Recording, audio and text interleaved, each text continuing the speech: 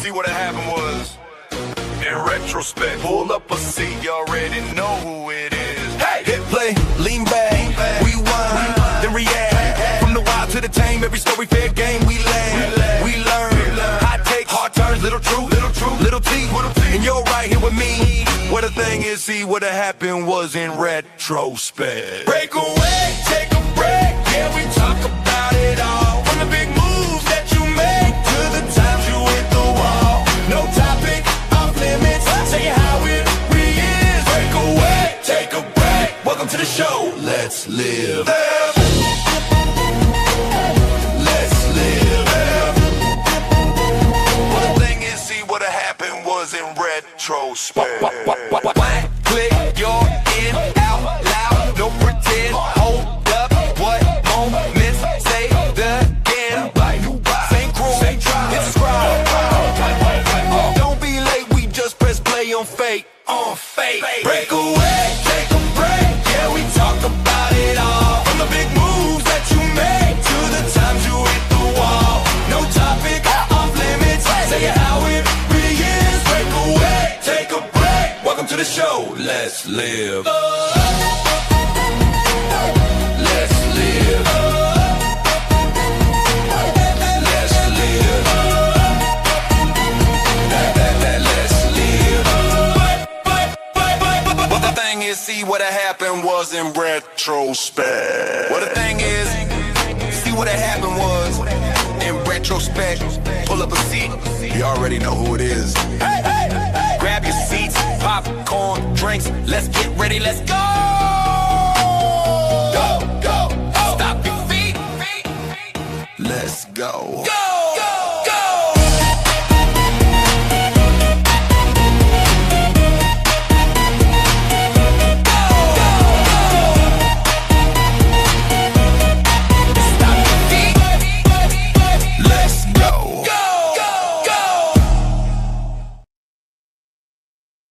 What it do, everybody? What it do?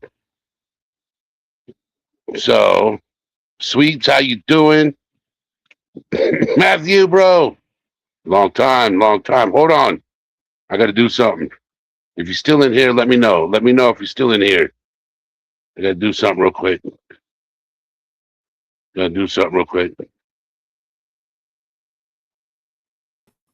What up?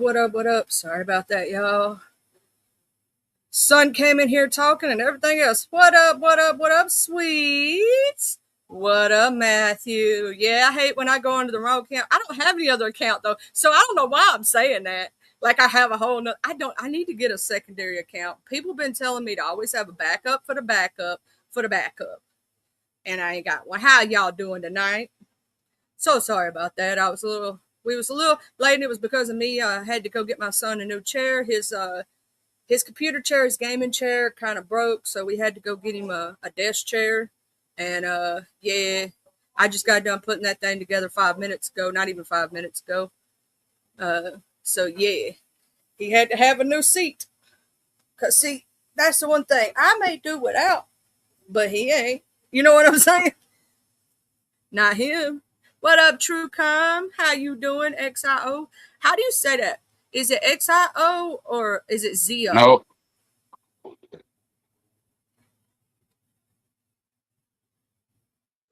Because like I'm trying to figure out, how do you pronounce that?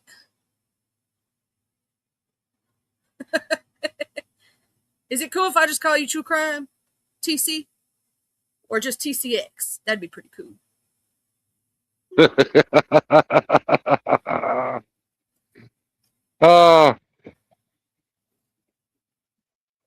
Oh, Heo, like He-Man. Okay. Yes. Okay. Heo. I didn't know. What's going on? Shit. I gotta do this. I thought something happened to you. Well, I'm sorry about not answering. I was actually, right when you were calling earlier, we were picking up the chair and putting it in the buggy.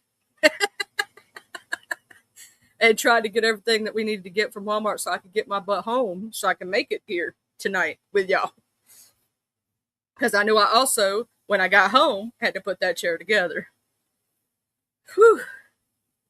How y'all doing? How's everybody doing? Y'all know y'all can hit the link. We don't bite. Tonight is open panel. Let's conversate. You know what I'm saying? We can have conversations. Did you pin the link yet? Do you want me to That's what I'm share it? working on right now. I'm working on pinning the link right now. Oh, right. That way we don't have to worry about later if people go, where is it at? You know how people be like, I don't see it. It's pinned, damn it. It's pinned.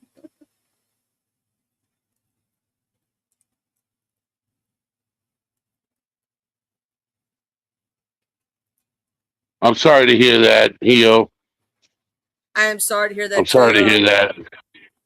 I lost my granny a couple of years ago, and she was on hospice. But I'll tell you what, them hospice nurses are some of the nicest people. They make it so easy to deal with such a terrible situation.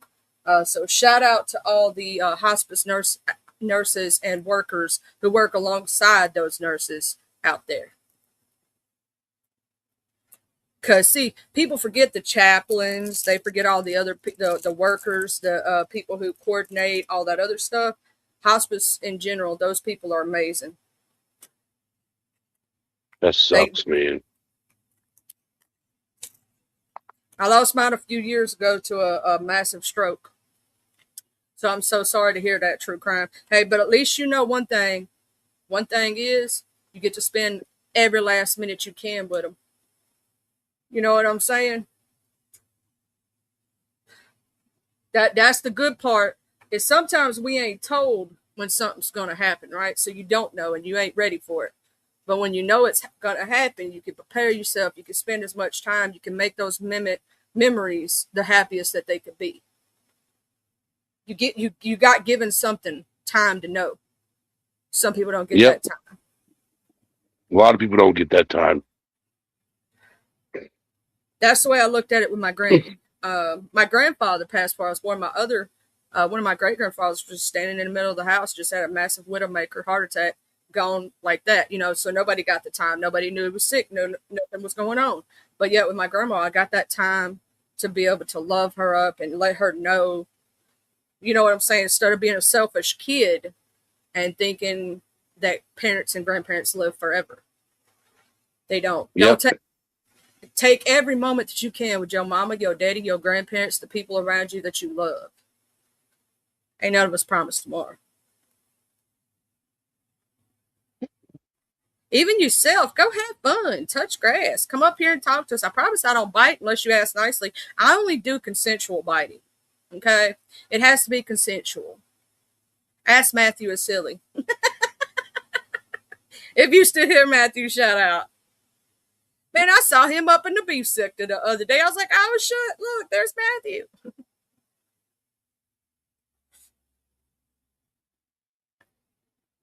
I saw him up in my neck of the woods. I was like, oh snap, I know him. From a whole different place. So, Hio, you gonna come up on panel? You gonna grace us? Grace us with your presence.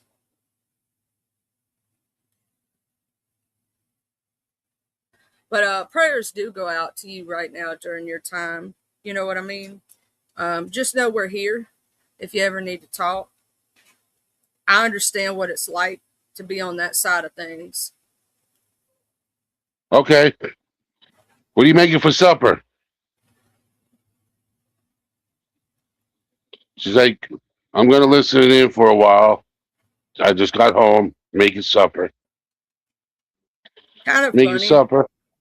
I messed up Hio's name, and my friend Gia, her actual name is Jai, and we always call her Gia because it kind of stuck, right? Everybody's been calling her Yeah. that forever, ever, and she actually one day said, "You do know you actually pronounce my name Jai?" I was like, "Oops."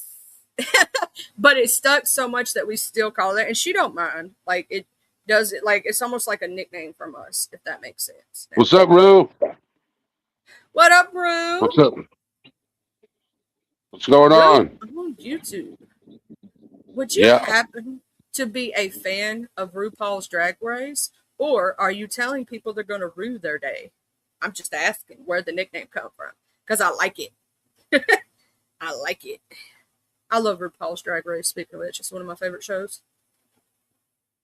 I know that not everybody loves it, but I like drag queen culture. It's awesome and it's fun.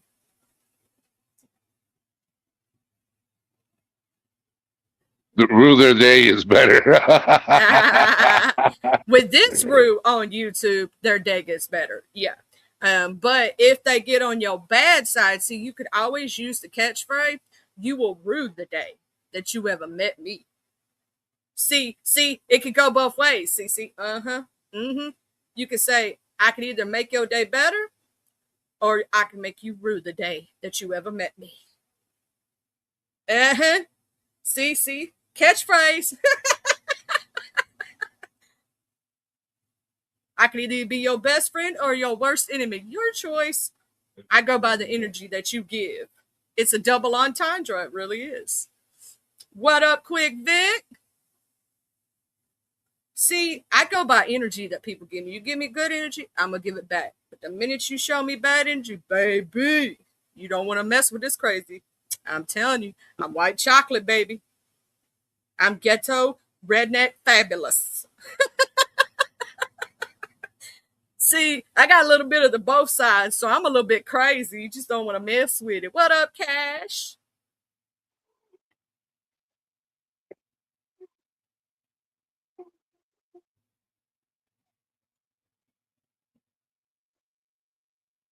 Funny part is, Mr. Eddie, is that some people always think Yeah. I put on with my ghetto accent. I'm like, nah, because when I'm around my peoples, I'm in a most predominantly black space, and they're like, you put on with that voice on. I'm like, nope, this is me every day, all day. And when my ADHD acts up, it gets 20 times worse. Oh, yeah, it does. Yes. My When ghetto her comes out. ADHD kicks in, like we could be reading an article and she'd be going just fine. And Cat said ghetto, you sound posh to be honest.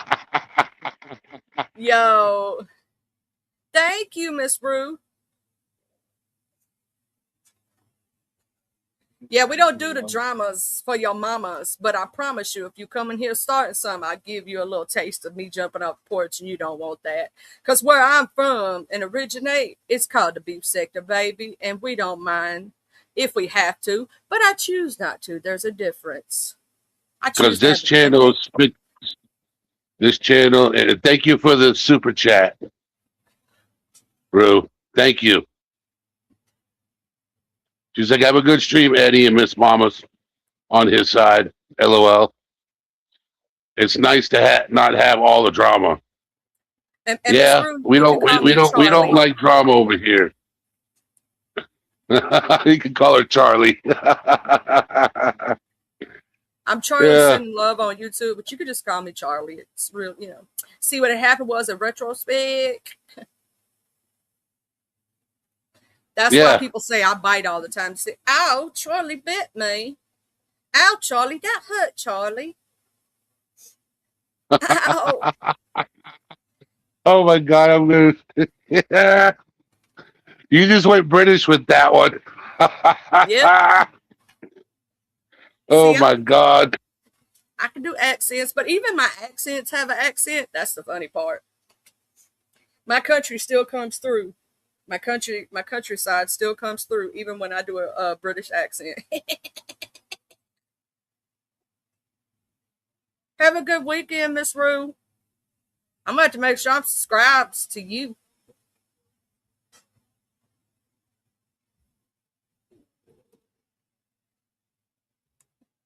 So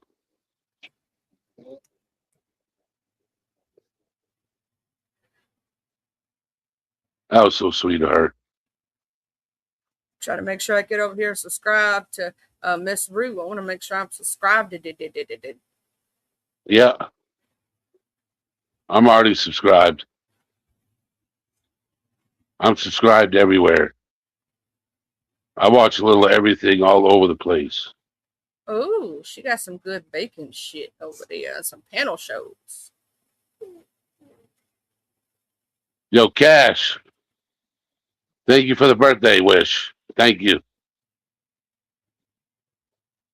Is Arky okay? She was okay. So, Cash, what you missed though was that over there at Beast Mode's house, we ended up having poker. I shared it out. I was hoping you would see it. She was just working real late that day. Yeah, she had to work late, so she's fine. She good. Okay, sweets. Don't leave anytime soon, Cash. So I I had something come up on my mind, right? You know, and I just want to share this out, okay? Because I had therapy yesterday, you know, and some days when I go to therapy, I don't like sharing things. Sometimes, you know, and when you don't share it with your therapist, it eats up at you because you didn't get it out of your system and get it off your chest. So I just wanted to share. If you go to therapy, share everything. Don't leave anything on the table. Get it off the table. Put it out there. Don't leave anything bottled up. You know. And if you don't have a therapist, but you have a friend you can rely on, reach out to that friend. Don't be afraid because holding it in is the worst thing you can do. It's the worst thing. I don't care what anybody says. I know from experience, holding it in makes it worse. And other people can tell you that. So I just, it's, you're right, Cash. It's easier said than done. You are correct. It's easier said than done. You are correct. And I'm not going to take that from you. But a lot of times, we, in my opinion, and this is just my opinion, not anybody else's, is we take, sometimes we take our negative energy out on the ones we love. I could be wrong when I say this, but from my experience is I've done that, you know, and it's not healthy. Thank you very much, Queen. CFM Rocks Queen. Thank you. I just wanted to share that and get that off my chest. How you doing, Dapper? What up, Dapper? What up, CFM Queen? How you doing, gorgeous? Yeah, I'm hoping you're feeling better. Because you're the one that's been going through some stuff. So I'm hoping you're feeling better. It's all about you, baby. We understand you would never miss a birthday if you didn't have to. Okay.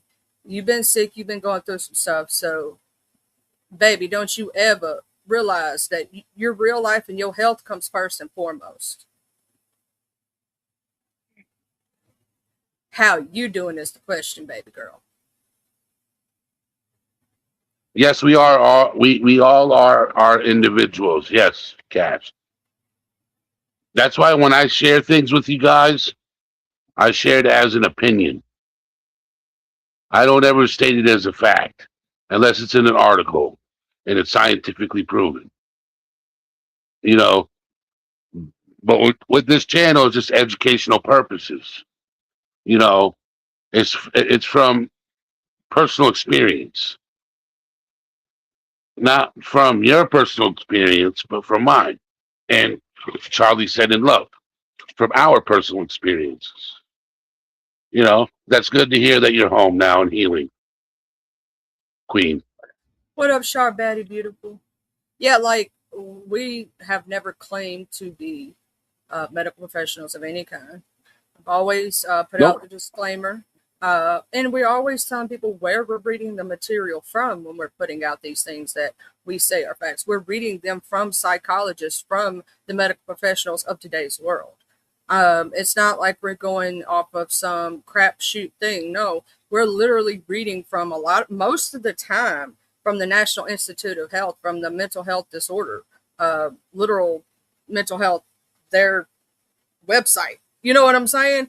And mental health Yeah. matters and doctors. And the one we read last week was actually from Boston Medical. So, you know what I'm saying? Like, it's not like it's coming from, crack pipe things. It's actual, most of the time. Heck, some of them I've had to not read because they get into so much medical jargon that people would not understand them. I'll go check right quick, boo. I wouldn't say nothing online. You know how they are on here. Not with this channel. It's not supposed to be, but you know how people are. Everybody knows how this internet goes. People always trying to cause Yeah, go check your IG, Charlie. You can check it now. Give you a break. Hopefully, see if it's important. So,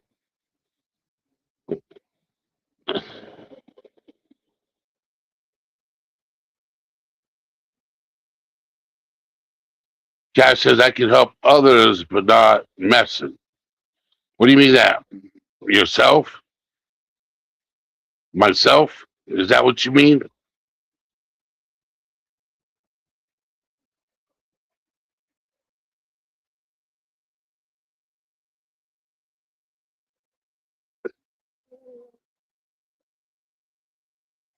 Okay.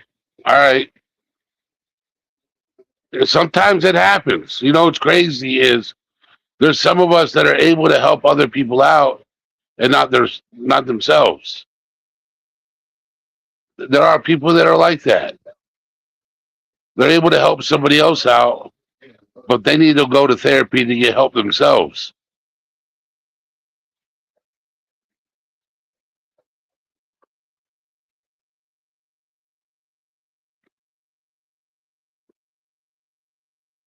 So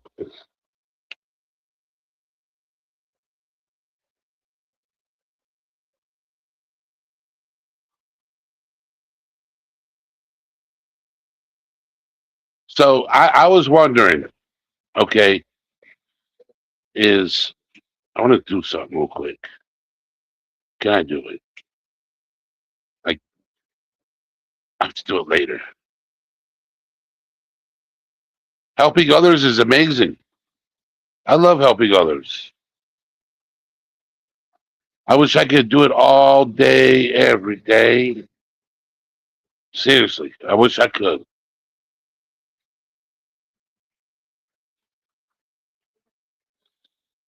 So if anybody wants to come up on panel, you're more than welcome to join us. Yeah, Just conversate.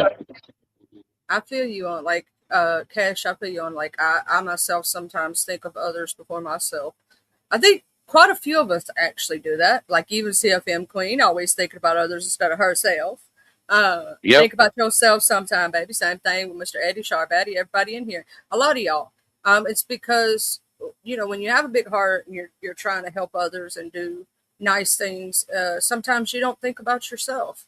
Um, you know what I mean? And here's the thing: we were just talking about this the other day. You kind of have to sometimes because just like the old thing of you don't put your oxygen mask on first, how can you help somebody else? So you got to be able to help yourself before you help anybody else. You got to take care of you because if Yep. you ain't taken care of, how you gonna help somebody else? Cash, you ain't sounding. You're good, bro. Not trying to sound all great. It's just how I live, and that's in that. There's nothing wrong with how you live. We understand where you're coming from. I think most of us, a lot of us, do that. You know what I'm saying? We just got those big old hearts. Cash got a big old heart, but Cash was supposed to take my money last Monday on poker and wasn't able to. I'm sad you didn't see my post about Beast Mode. I didn't know about it till Eddie called me because I was like with you. I went and started watching the shows on freaking YouTube and was eating my burritos. I was going to go to sleep, and then Beast Mode, you know what I'm saying, did the poker and whatnot.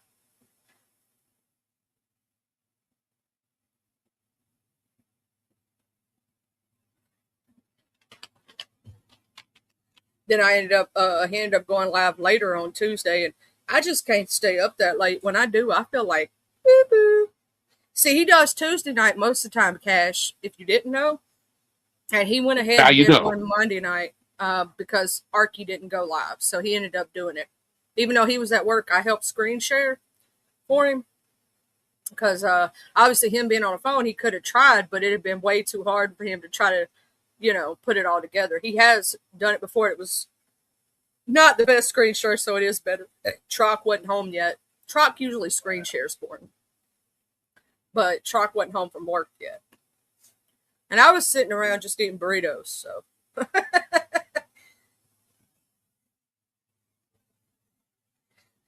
And I already had planned to play with Arky, so I would have been doing that anyway.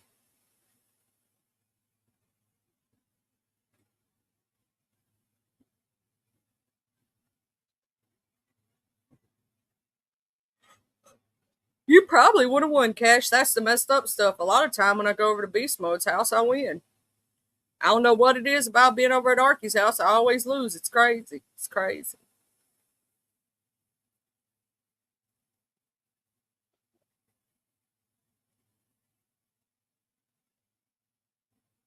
So is anybody else going live tonight? I know Harley Dad usually does the Chillin' Swills on Friday nights, but I don't know if anybody else is. Does anybody else know if anybody else is going live tonight?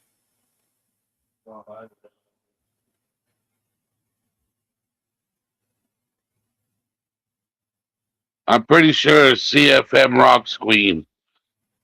I'm pretty sure Charlie will let you call her after this live. Of course, you know you can, CFM Queen. You know, baby girl. You know you my heart. Even though your ass happens to, I'll be all the way in Canada, where it's cold as hell. Okay, just kidding. It's not always cold in Canada. Okay, it's not always. My husband would love it. He's a polar bear. Me, no. I don't do the cold. Yeah. Yeah, you would love it in Canada. It's like ice bear central. You would probably go fishing with CFM Queen's husband. He does ice fishing. That just sounds cool. I've always wanted to try it too. Ice fishing sounds fun. I've been ice fishing. It's cold as fuck. See, I can't be doing all that. See, I'm not a cold person. It's nice finally. Unless you got an outhouse. Unless you got an outhouse with a heater, ice fishing is cold.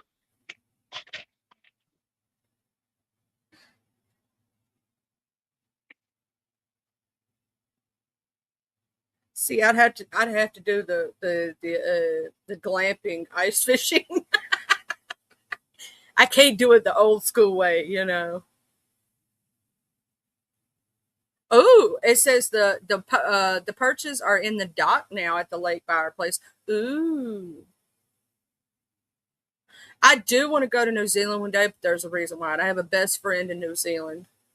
She's an amazing human being. We've been friends for more than 10 years now. That and Hobbit Land is the reason I want to go to New Zealand. And if you've ever seen the countryside of New Zealand, it is so gorgeous.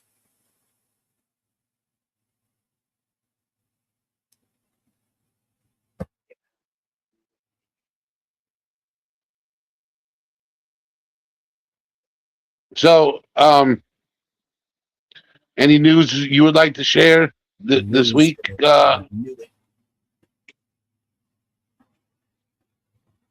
Hey, breaking news! You know that do you know that dude David that they had in the true crime like the dude who rose popularity? He was a gamer and he made his little music, and they found that girl passed away in the back of his Tesla. Yeah. they got him for the murder charge. They arrested. They arrested him for it. I'm like, what? Being held without bail. And he's being held with no bail because he has the ability to bail jump because he's got money. So, hey, maybe that young girl, because she wasn't but what, 13 or 14? Maybe 15? Yep. 14. 14? Yeah. Maybe that young girl will get some, justice. Yeah, 'Cause David. It was sad. D It was for sad. VD, David. Yeah, that dude. It's sad how they threw that young lady away like she wasn't nothing. And then he tried to hide it pretty much by putting it as, you know what I'm saying, like at somebody else's house, like he didn't have, you know, he didn't have the car, somebody else did it, blah, blah, blah. There were pictures of them two together. Like actual pictures of them together in social media posts. Wow. What they're saying is that he got the young girl pregnant. Or they were breaking up, they were fighting back together on and off again. And he had been talking to her, they said, since she was like 12 or 13, like she was really young. She was a fan at first. And he had been talking to her since she was really young. He groomed her. So I'm glad they arrested him. I hope they got the smoking gun that they needed. You know what I'm saying? And that this sticks.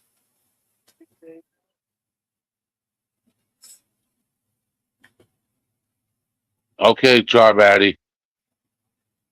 Sure, Sorry, I'm quiet, but I'm trying to help someone over there with the phone with their AI issue. Sure, Betty's such a That's sweetheart. all right, Charbaddy. Always helping people with their AI. I'm telling you, Sharp Betty is the baddest when it comes to AI, and she's one of the baddest minds to ever do it too. Shout out to Sharp Betty. Just saying.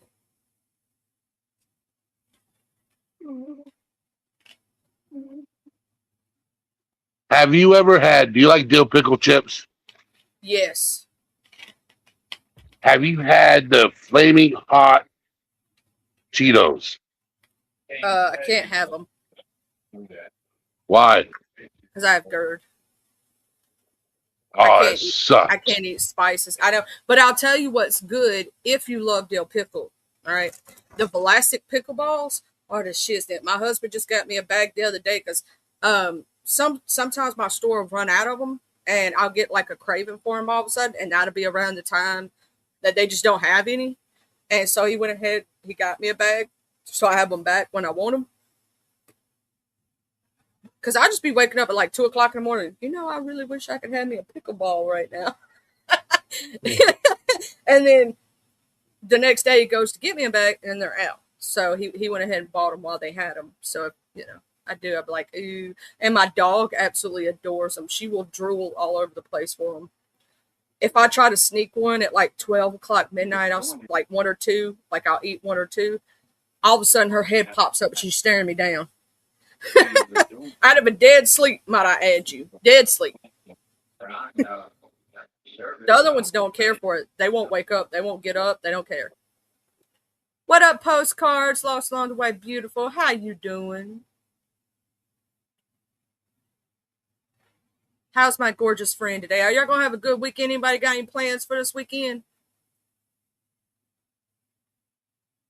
I know I'm going to spend time with my husband on Saturday. We're going to watch us some movies and just have a good old time. Maybe some TV shows, maybe play some video games. We don't know yet till we get there and do it. And then Sunday, I'm going to do my Geek and God Day. You know, I do my D&D. That's my church of D&D.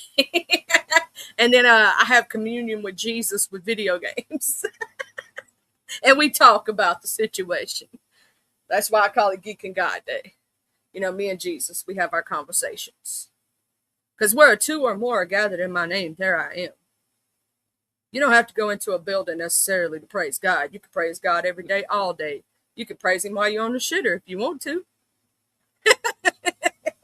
He don't care as long as you're praising him, as long as you're loving him. You're playing the original Wii? Oh, that sounds fun. What games? Oh, see, I had some of them ones. The Wii Sports was pretty cool. I kind of liked it. And then I had some of them zombie shooter games on the Wii. They were pretty cool. The only problem is I was always worried I was going to throw that remote through the TV.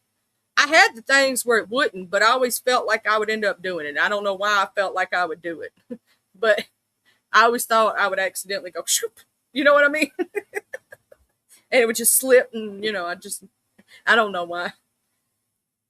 I loved the GameCube, and I'm sad my GameCube got the red ring of death, y'all. Shout out to all the Xboxes, all the PlayStations, and all the Wii's and everything else, and GameCubes and all that. That got the red ring. Woo!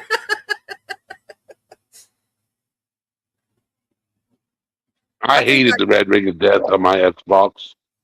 I cried. Did you have? I absolutely had a funeral for my. I cried like it was a loss of a family member. That game system had been with me for many, many, many years. From the time I was a teenager till I was a grown woman into my 20s. And it finally passed away. And when it did, I cried. Rest in peace to the GameCube. Rest in peace to Eddie's Xbox.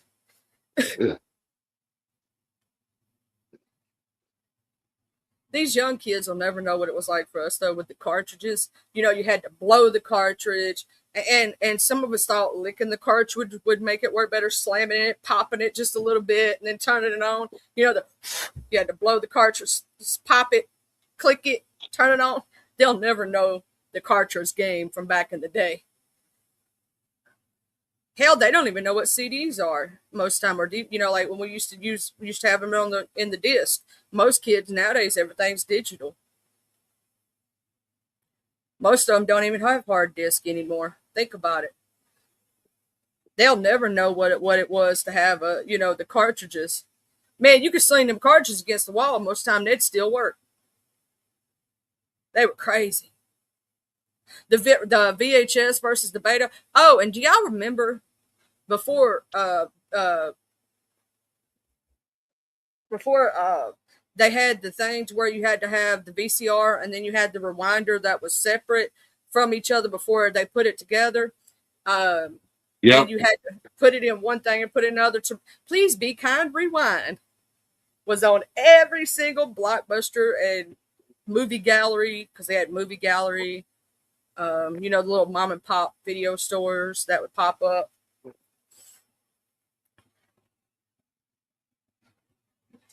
Oh, it was something on Friday or Thursday. Your mom and daddy taking you, to the movie store, and y'all gonna go rent some movies. I remember the first video games they allowed us to rent. Boy, there was only 24 to 48 hours on them though, so you had to make sure you had a full Saturday free, so you could finish that game in 24 hours. Yep.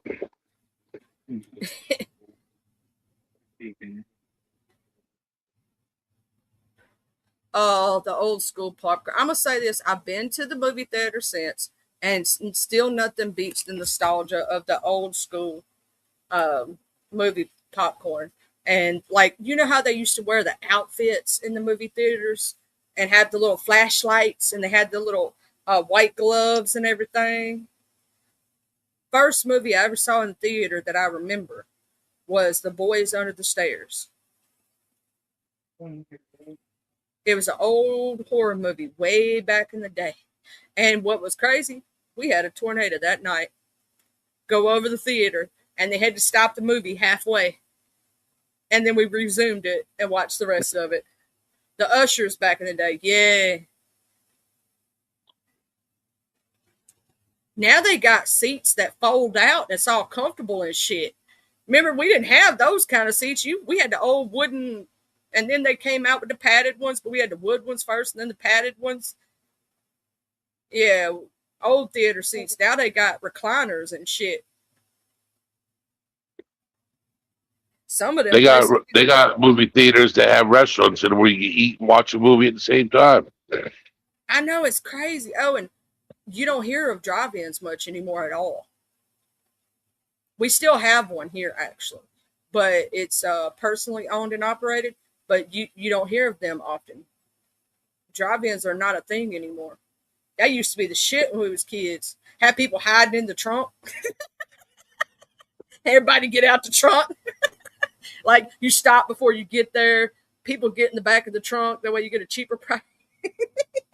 If they counted per person and if they counted per carload, we all tried to load up in the same car. There was a bunch of us in that one car. What up, Rubber Miranda? Oh, Houston. Are you talking about Texas or Mississippi? Because we do have a Houston, Mississippi, too.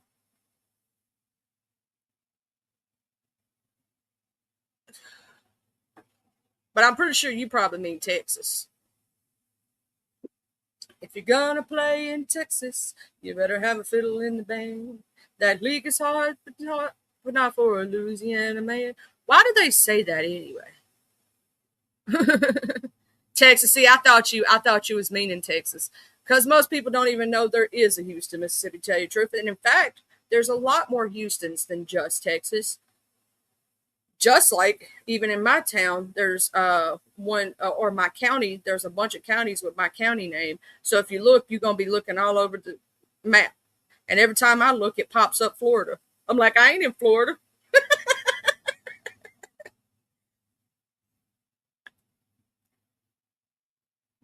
You ever try to look up your local precinct or something and you find a whole nother state when you do a Google search?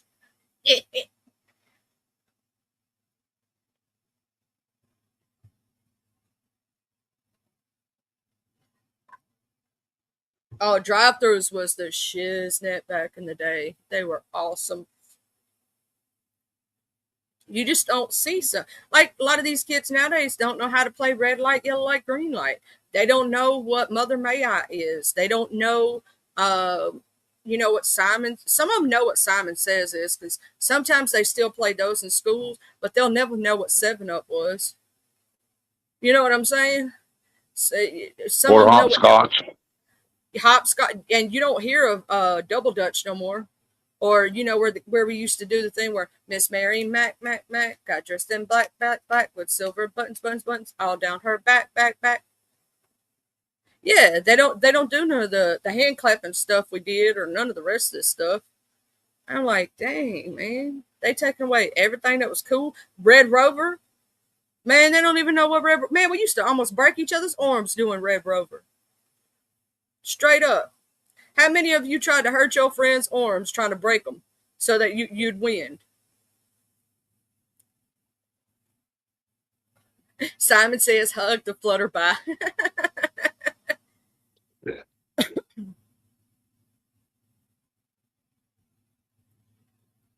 Yeah, be trying to British Bulldog people in the Red Rover game.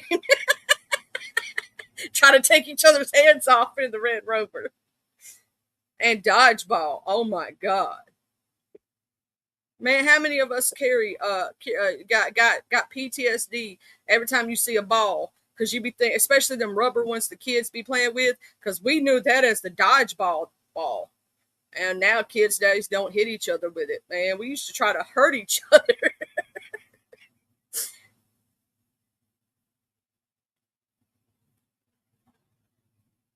Oh, tetherball was dangerous, man. And we used to have metal metal, bars, metal play toys, all of it.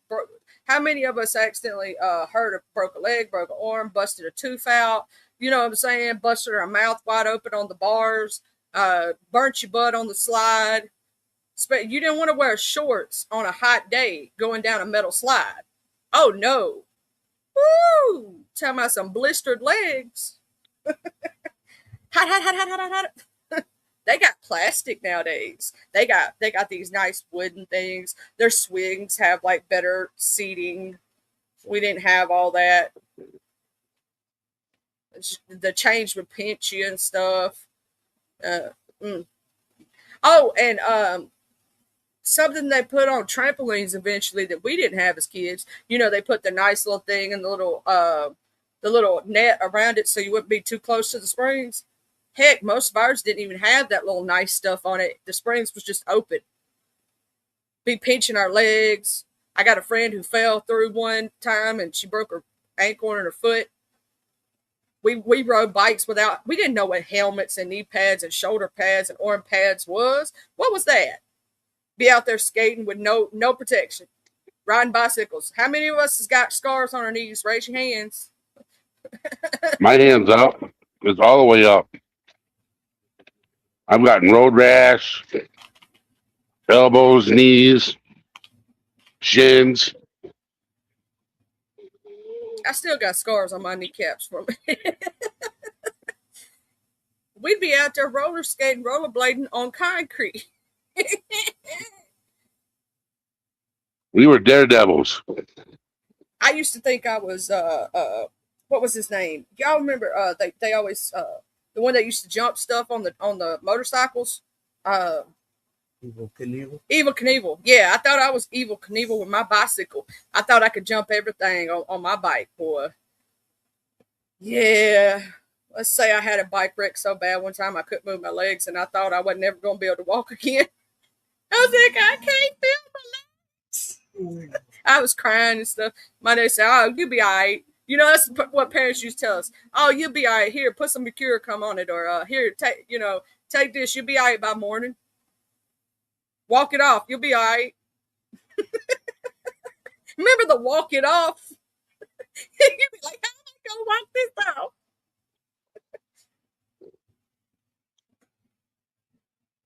Oh, you broke your leg grinding. Oh, I bet that hurt like a bitch. I think road rash is one of the worst things. I swear it burns like a. And then you go take a shower, you know what I'm saying, or take a bath, and you just crying while you shower because it hurts so bad. Oh, my mama had a thing about Mercurochrome. Now they've taken it off the shelf. They've redid the formula, and they call it Mercura Clear now, or Clear Clear Skin, because they had to take the mercury out of it. It had mercury in it. That's why it was orange. Y'all remember the orange dabs people used to walk around with?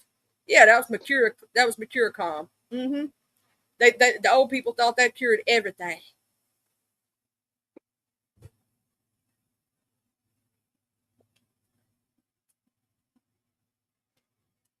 That cured everything.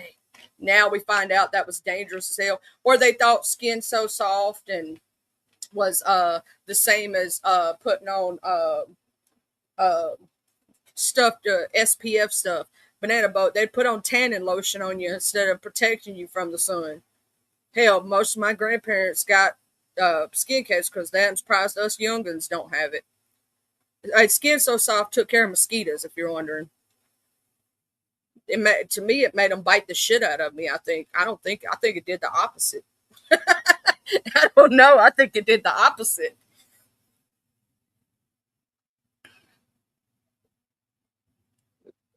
Yeah. Oh, remember when they would tell us to suck it up? Uh-huh. Oh, yeah.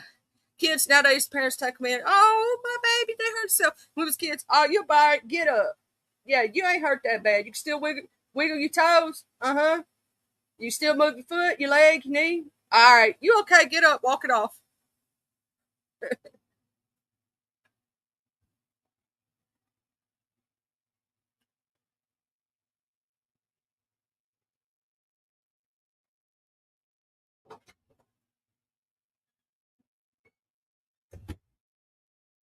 I ain't never did that, Dapper. I don't think that's a I don't think that's a good thing, Dapper. I don't think you can walk that off. Oh yeah, don't cry. I'll give you something to cry about, speech. Oh, and don't tell mom and daddy you bored on a Saturday. Don't say I'm bored. I ain't got nothing to do, because they will find you something to do. Yeah. Don't say you bored and ain't got nothing to do. You better go outside and go play. Go find something to put yourself into. Because if you don't find something, they will, and you ain't going to like it. Because you're going to be busy doing all them chores that daddy been put off for about 2 weeks now. Because he been busy. And your ass going to be the one doing them. Mm-hmm. Anything mama needs done, you're going to be doing it. Folding laundry? Yes, Lord. Vacuuming the floors? Mm-hmm. They'll have you doing a whole list of chores. Don't say you're bored. Don't say you ain't got nothing to do. You better go find something. You learn that bad.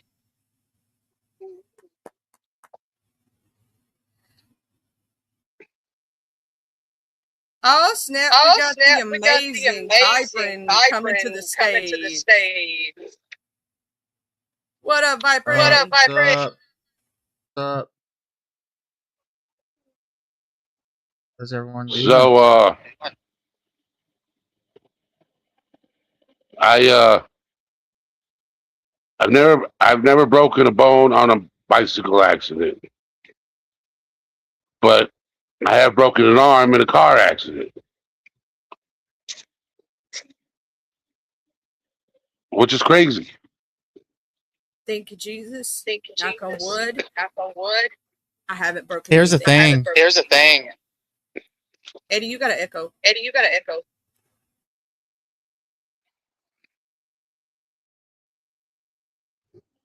Check. 1, 2. Check. Check. 1, 2, 3. Check. Is that better? Check 1, 2. Check 1, 2. You still got to echo. You still got to echo. All right, I'll be back. Yeah, it's not you, Viprin. Yeah, it's not you, Viprin. Yeah, I was hearing myself. Yeah. So the funny thing is, me and my brother was the one that got stitches. I've never had stitches before. Even when I got stabbed, I didn't get stitches. I've had broken bones. I've broken my tailbone. I've broken my wrist. And I've had my ribs broken. But that's like, yeah, I was the one that broke bones. My brother was the one that got stitches all the time.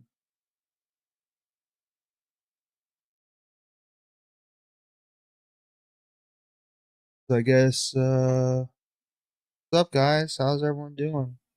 Yeah, me, myself, and I've had, supposedly had stitches twice, but both places.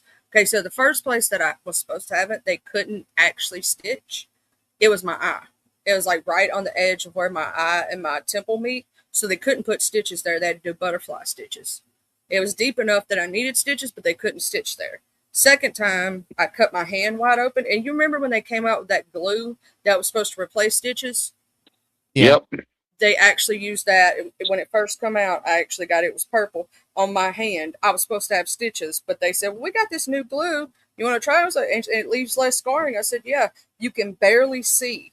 I had to absolutely show you the spot where I had it done. I sliced my hand wide open. I'm talking about the whole side all the way up to where it was filleted, because my dad had a pepper jar in the fridge. He didn't close the lid all the way.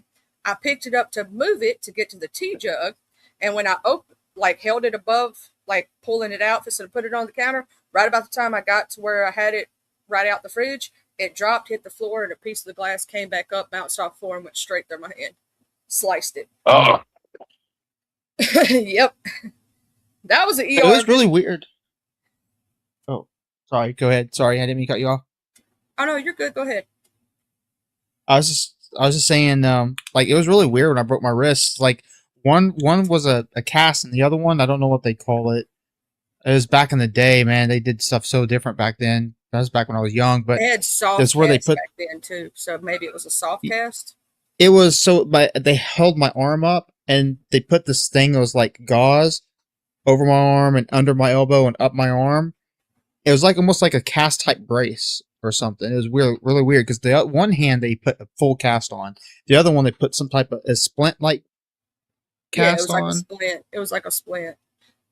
It was really weird because they like wrapped it around as this like cotton or like padding, and then they wet it down, and it got hard, and they wrapped it. It was really weird, but and then I broke my tailbone when I was young. You know, I was those stupid children things where you jump out of a swing, and it didn't really work well for me. Yeah, the eye thing for me, that I literally almost like could have took my eye out, was my own stupidity. You remember those old tables they had with the sharp corners? I was balancing on the back end of my chair, and I kept getting told not to do it, and you're gonna fall and you're gonna bust your head. Of course, I didn't listen, and I was still doing it. Guess what happened was, I fell on the corner of the table and busted my damn head wide open. But because of where it was situated, it was right there on that bone between you, like you can touch your finger to it right now, between your eye and your temple, right there. So they obviously could not stitch that area because it's too close to my eye, right? So that's they had to use butterfly stitches to hold it together until it healed on its own. Yeah, my sister bit Dang. her tongue completely in two on a trampoline. I mean, completely into. Did, She was playing. The trampoline was broke, and she wasn't supposed to be playing on it. And she was playing on the metal bars. And when she fell, she hit her chin on the metal bar and bit her tongue almost clean through. that sucks. My mom had to hold tongue depressors because they can't stitch that. I don't know if you know that, but they cannot stitch that, and your tongue is a muscle, right? And so my mom had to, for weeks until it healed, had to hold tongue depressors in her mouth, like That all day, every sucks. day. Yeah, for a while till it So, healed. And then they had to do did you dental work. have? Did you hit your temple at all when you cut your eye open around there in that area? Yeah, it was right so close that they had to do like MRIs and shit to make sure that I didn't, you know, really hurt myself worse. Yeah, they They didn't were do MRI. I got punched in the temple and I lost my eyesight for a couple of days. And because I got beat up at my school when I was really young, they didn't do any scans at all. They're just they did like that. tough it up type thing. I think an X-ray to make sure I didn't break my occipital bone because of where it hit. They were worried about because it's a little bitty thin bone right there between your Yeah. and so they were worried about that. So they did all the little tests and stuff to check it, and there was no head damage or trauma or anything like that, and they just put the butterfly stitches on and said she seems to be doing fine because I could see good. I had no double vision, no classic signs of anything, and it had been hours since the injury took place. I would have done started showing signs, um, and I didn't even have a concussion. I just basically split Wow. my head open. I just basically split my head open. But and I was crying about that obviously because it hurt, you know. But I got lucky. I think they didn't do a MRI. I think they just did an X-ray to make sure I didn't break that bone right there because it's a real thin bone, that little bone right there. Yeah. And I think that's all they did. I'm gonna tell you the weirdest thing when I was little. It's the first time they ever did a chest X-ray. I used to run around and I'd stop breathing, like completely quit breathing. Hello, Jay. I didn't have asthma. They ended up figuring out, hey, babe, they ended up figuring out I had a birth defect. My windpipe was like on the wrong side or something, and it healed, but it basically, if I get too hot, I'll stop breathing, right? Or if that's why I can't do, like, I can do sports, I can do the relay, I can do the mile run, but I can't do the 100-yard dash because I'll stop breathing in the middle of it. So they had, I don't know if y'all remember this back in the day, but if you when you were a little kid, they would take this thing and they would put it over in between your chest and your back, and it would hold your hand straight up in the air, and it was to hold you still while they did it, right?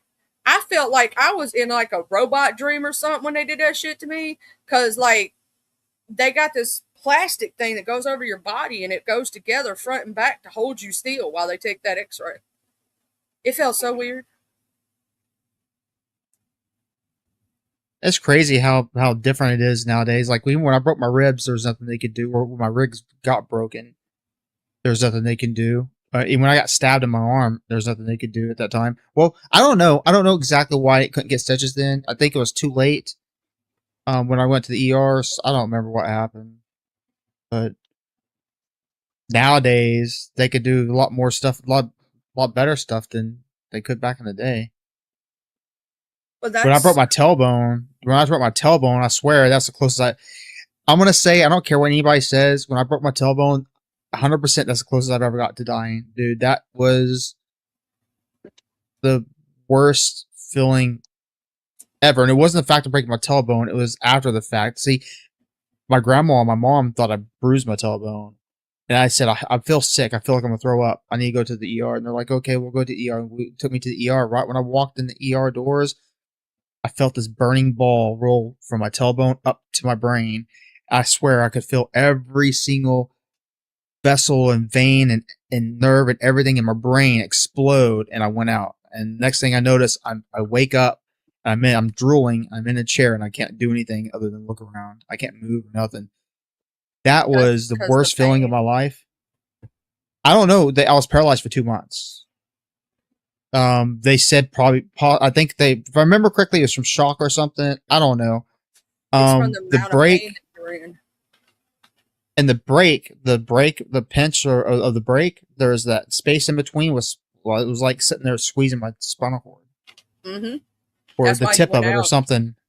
Yeah, it was bad. It was horrible. And dude, I had to sit on. I got the nickname. My nickname in school at that time was Pillow Boy because I had it. Because back in those days, you sit in chairs. They were hard as fuck, and they were so uncomfortable. And you had to sit in chairs for class, and then you had to go to the gym to sit in chairs for the gym things. And this is like third, fourth grade or something, and I got to use a pillow, so people were kind of making fun of me and calling me Pillow Boy and teasing me and stuff. But dude, I'll tell you what, man. And that was after my months of being paralyzed. I had to sit in this chair, You know why you and were I mean, people paralyzed, had to right? feed me and stuff. I don't know. I don't know anything I about can medical explain it stuff. to I you. just know what happened. So basically, when you break your tailbone or your coccyx, as they say, your spinal cord ends right about that area. If it swells, and which I'm pretty sure it probably was swollen, because of what you said happened to you, and you were still walking on a broken tailbone. It's when it swells up, it does that. It pinches all the nerves. It makes the numbness complete, right? And until it goes down, it basically causes partial paralysis or paralysis until it does. So your spinal cord was most likely damaged in some way, and plus it was swollen. So that's why it was causing that. Believe it or not, people don't know that. If you ever, because I bruised mine, I didn't break it. You know what I'm saying? Bruised it. I probably got very close to breaking it that time I told you I had that bike wreck because I couldn't walk for like that night to the next day, and it hurt like for a little while after that. You know what I'm saying? Walking and shit. I probably did. Because I did, if a nerve pinch, that's what people don't know. If a nerve pinches just the right way, it can cause paralysis. People don't know that. If your spinal cord even so much as gets out of whack, you get what I'm saying? Let's say pinch just a little bit. Oh, yeah, it can cause some serious freaking issues. But yeah, that's Yeah, probably it what was the happened, Piper. worst. It was the fucking worst, man. I swear. I mean, it's the feeling. The feeling. I still could describe it, and I still feel it every time I think about it. I mean, it was like a burning ball or like a burning balloon, like a hot water balloon that's really hot water in it, It's and you roll it up the back, up to the head, and the explosion, dude. I could still remember it to this the day. way I It explain was stuff like gross. that. Like when my back starts acting up real bad, it kind of feels like somebody's taking the hottest poker you could think of, like what they stick to cattle, and they're sticking it up your spine. And you can feel it go all the way up. And if you're having the same issue, but it's the opposite way, and let's say it's a nerve pinch, it feels like it's going down your leg into your big toe, and it feels like your big toe is just fixing to explode. And for you, though, it felt like your head was about to explode, right? Yeah. But it So depends on which way the pain travels, I guess. so I will explain this. So when I was getting out of the car, went to the ER. I was getting out of the car. I couldn't walk straight, and my mom had to hold me up because it was like everything was wobbling. And I mean, to be honest with you, when that happened, right when I walked in the ER doors, when that burning sensation happened, I wasn't in pain. I mean, it literally, those.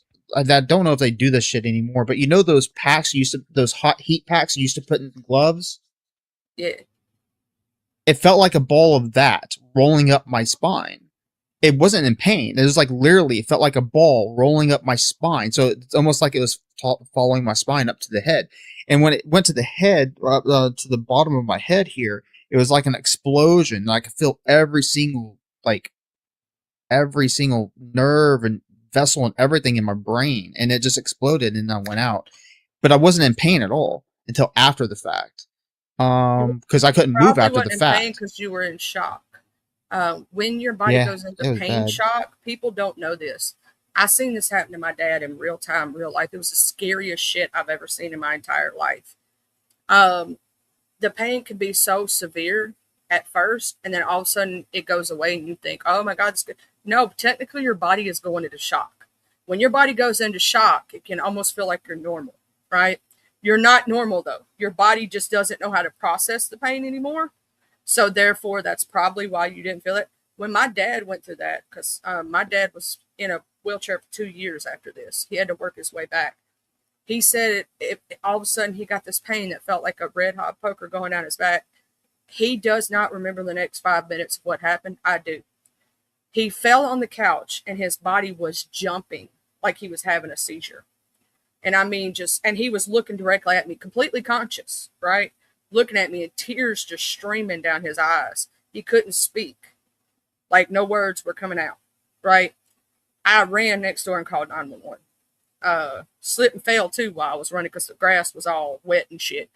Because it scared the bejesus out of me.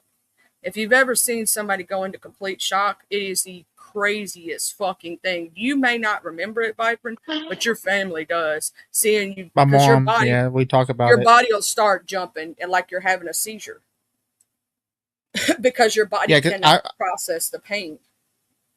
I remember trying to force my eyes to stay open when I collapsed.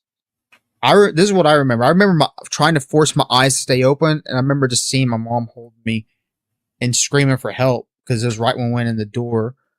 But she said, and the nurses and everybody said I was completely out. Because the next thing I remember trying to keep my eyes open, they were like forcing themselves shut, and the next thing I notice when I'm seeing that vision of my mom like screaming for help and holding me up and stuff. Next thing I notice, I wake up in a wheelchair and I'm drooling and I look around and stuff, but I can't move.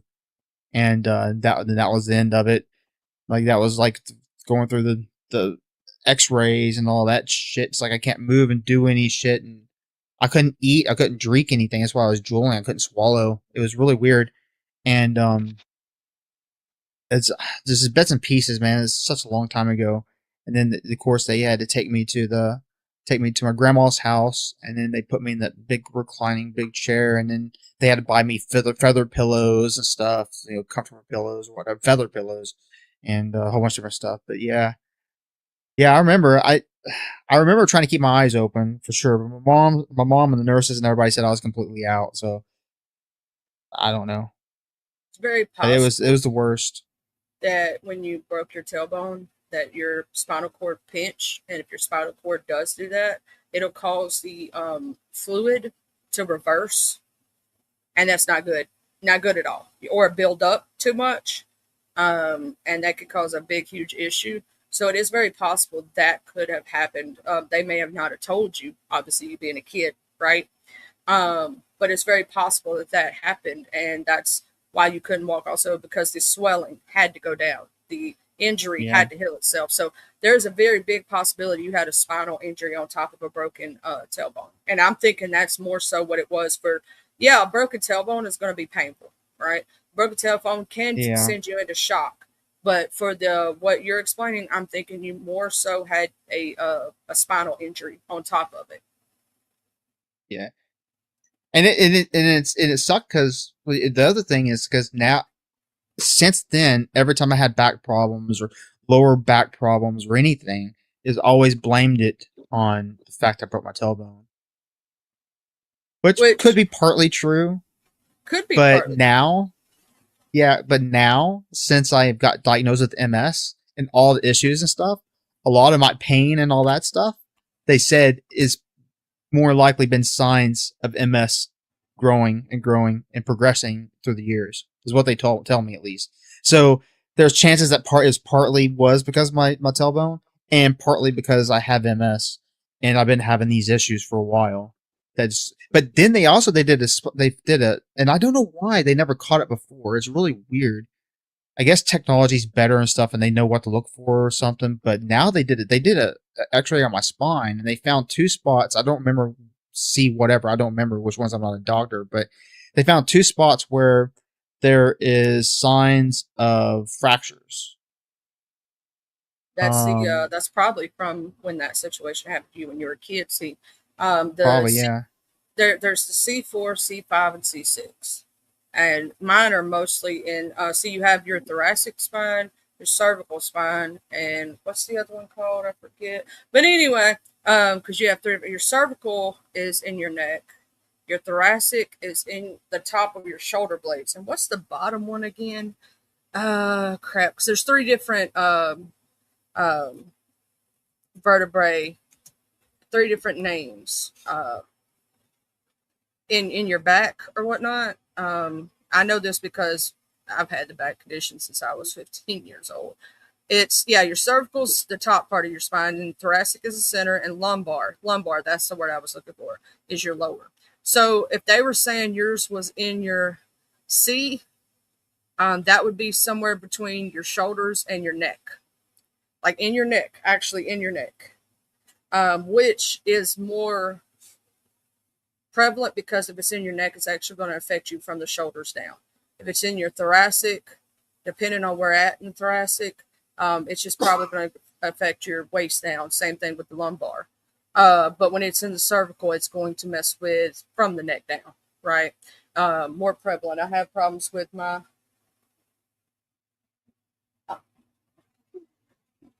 I have problems in my cervical and my lumbar. I have degenerative disc disease. They haven't did an MRI on my thoracic or checked it.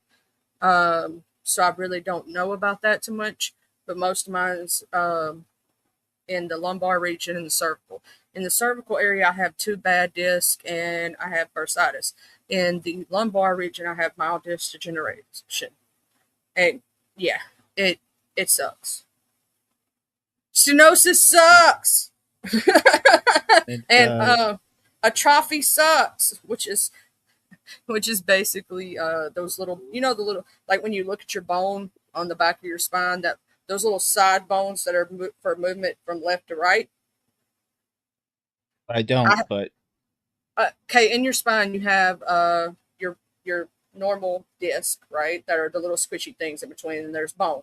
Well, on the back side of those bones, you have these little things that stick out, and those are responsible for movement.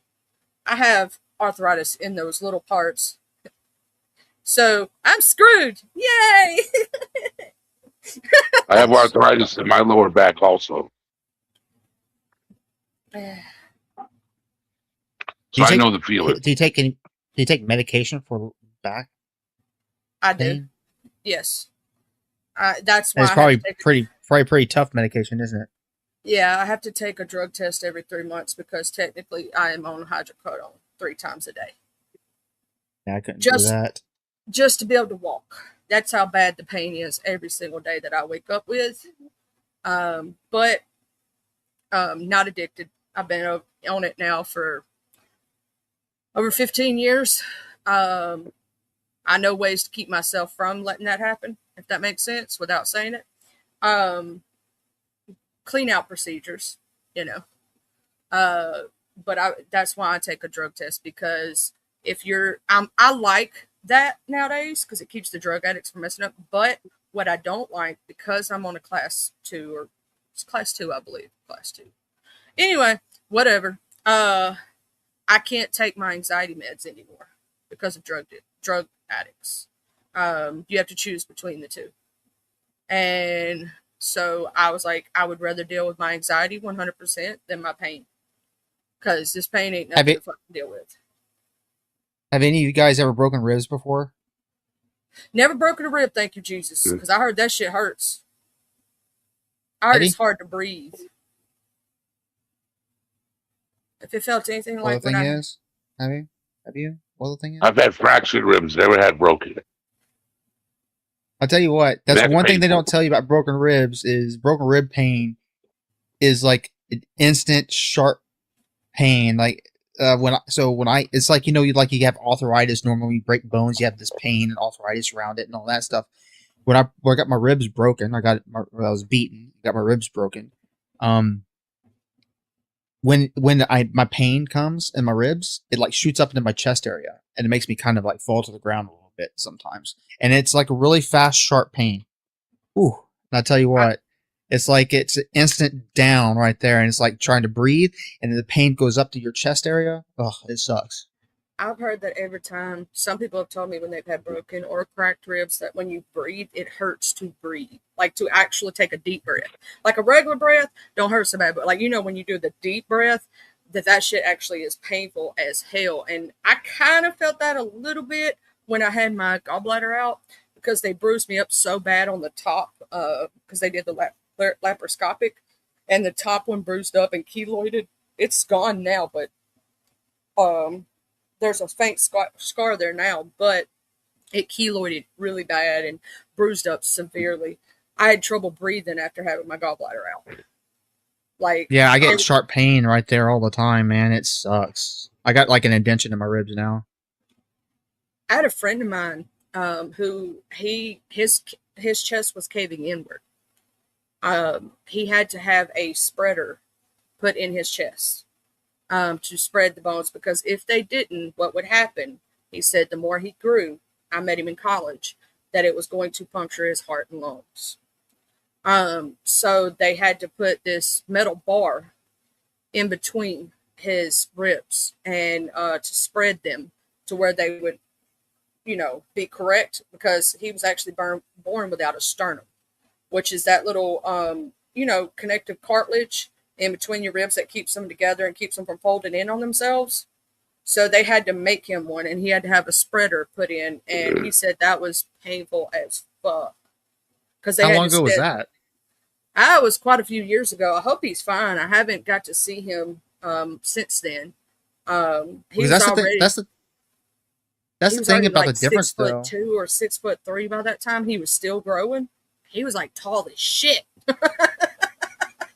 Because I don't know what they do nowadays for broken ribs, but when I got my when mine were broken back when I was young, I was probably about probably 6th grade, maybe 7th grade. I don't remember. I was young. When I got mine broken, there's basically they said there's nothing they can do about it.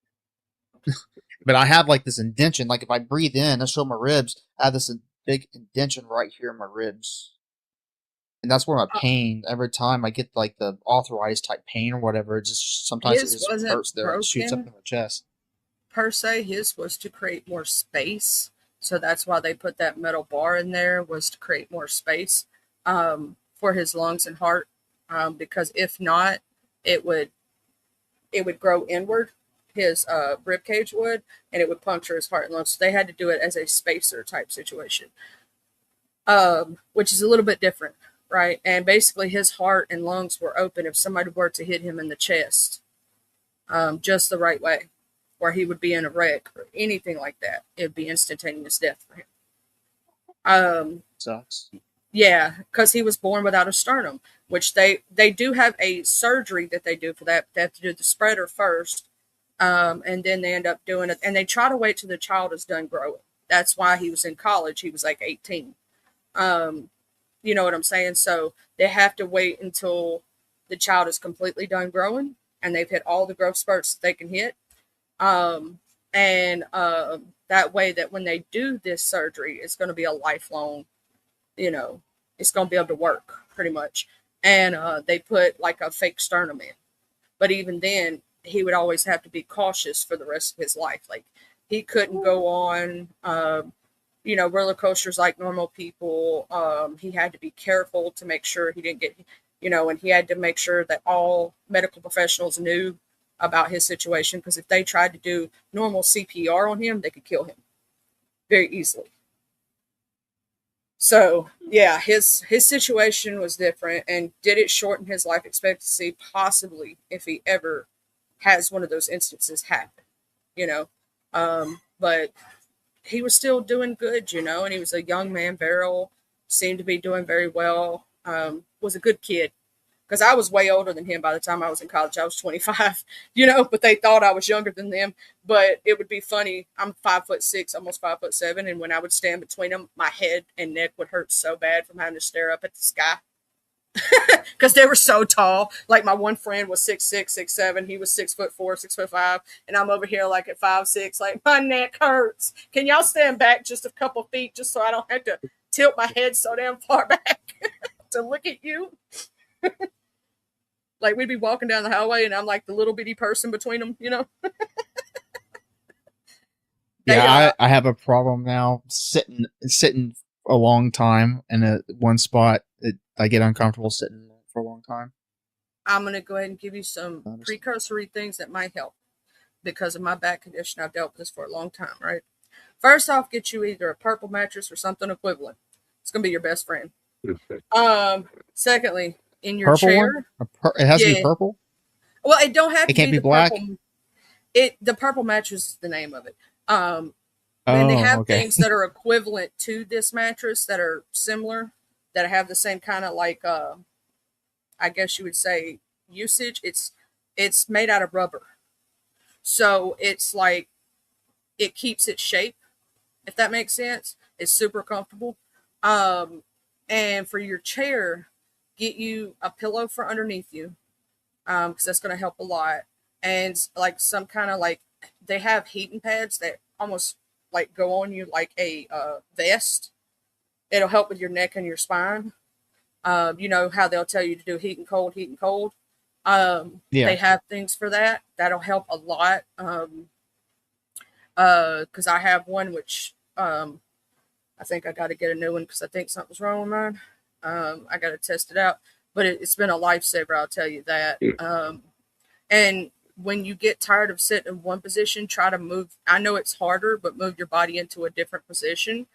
Yeah, I constantly do that. I do that a lot. I do that as much as possible. It'll also keep you from getting something they call bed sores. Because if you stay on one pressure point for too long, you'll actually get a sore in that spot. And it's Yeah. technically medical terminology is canker sore, but they call it bed sore also. And it can go all the way to the bone if not treated properly. You don't want to deal with that shit. So that's why I say change pressure points. Yeah, as many good pillows underneath you as you can that is as comfortable as you can get it, because it's going to help with the pressure, take the pressure off your spine. And if you have a swimming pool and you still want to exercise, but you have an MS, swimming pool is going to be your best friend. I wish I had a swimming pool. That's one thing I really want. Yep. I want one I because need a also- swimming pool. it's the only thing It's that'll also help good for your the spine. dogs. It'll help the dogs where you don't have to.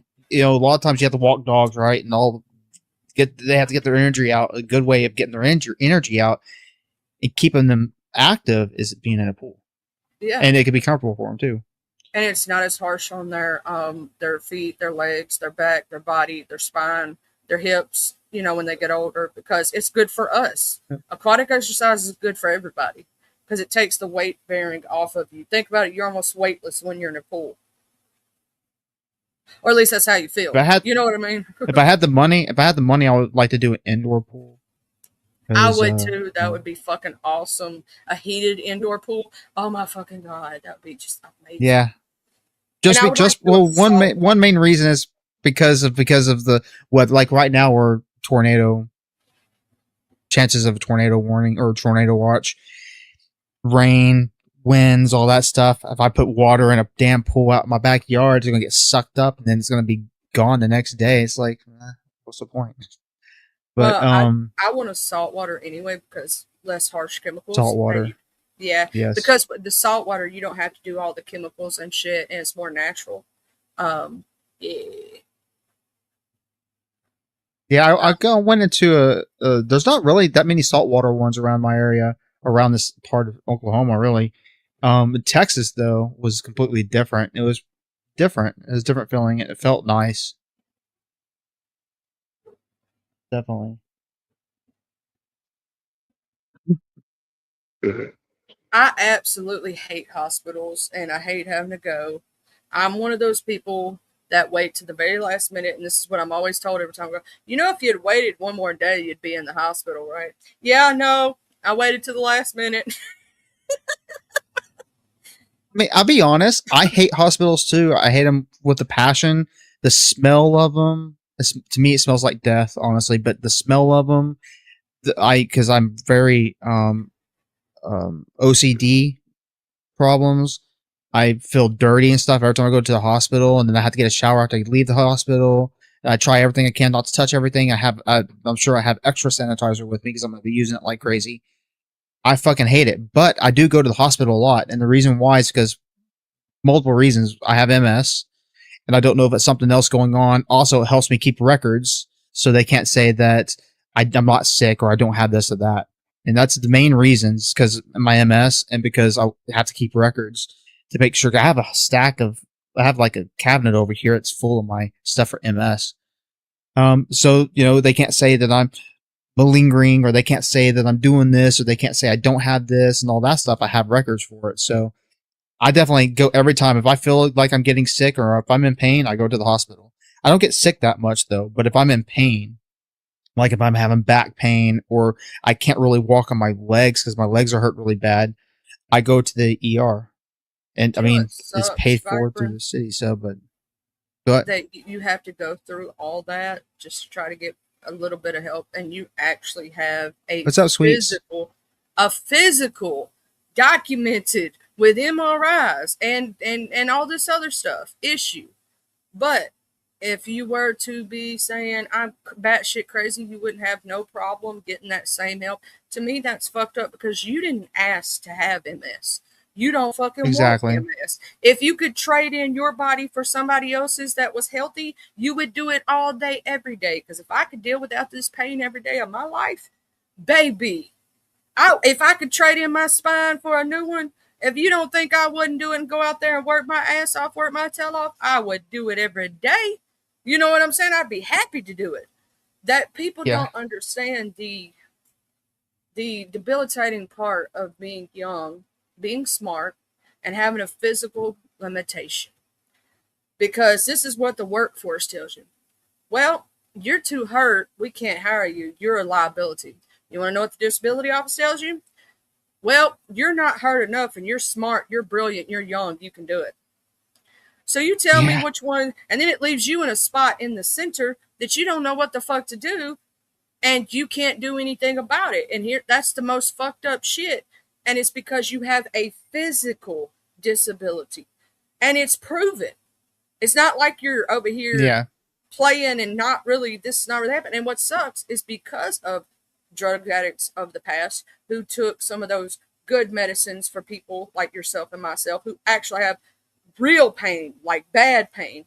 It's you have to jump through hoops to try to get those medications nowadays, even if you have definite proof. And in some states, they don't like giving it at all. So it depends on where you live, right?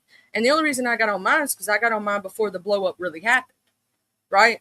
And I go to my regular MD. I don't have to go to a pain doctor, a pain management clinic.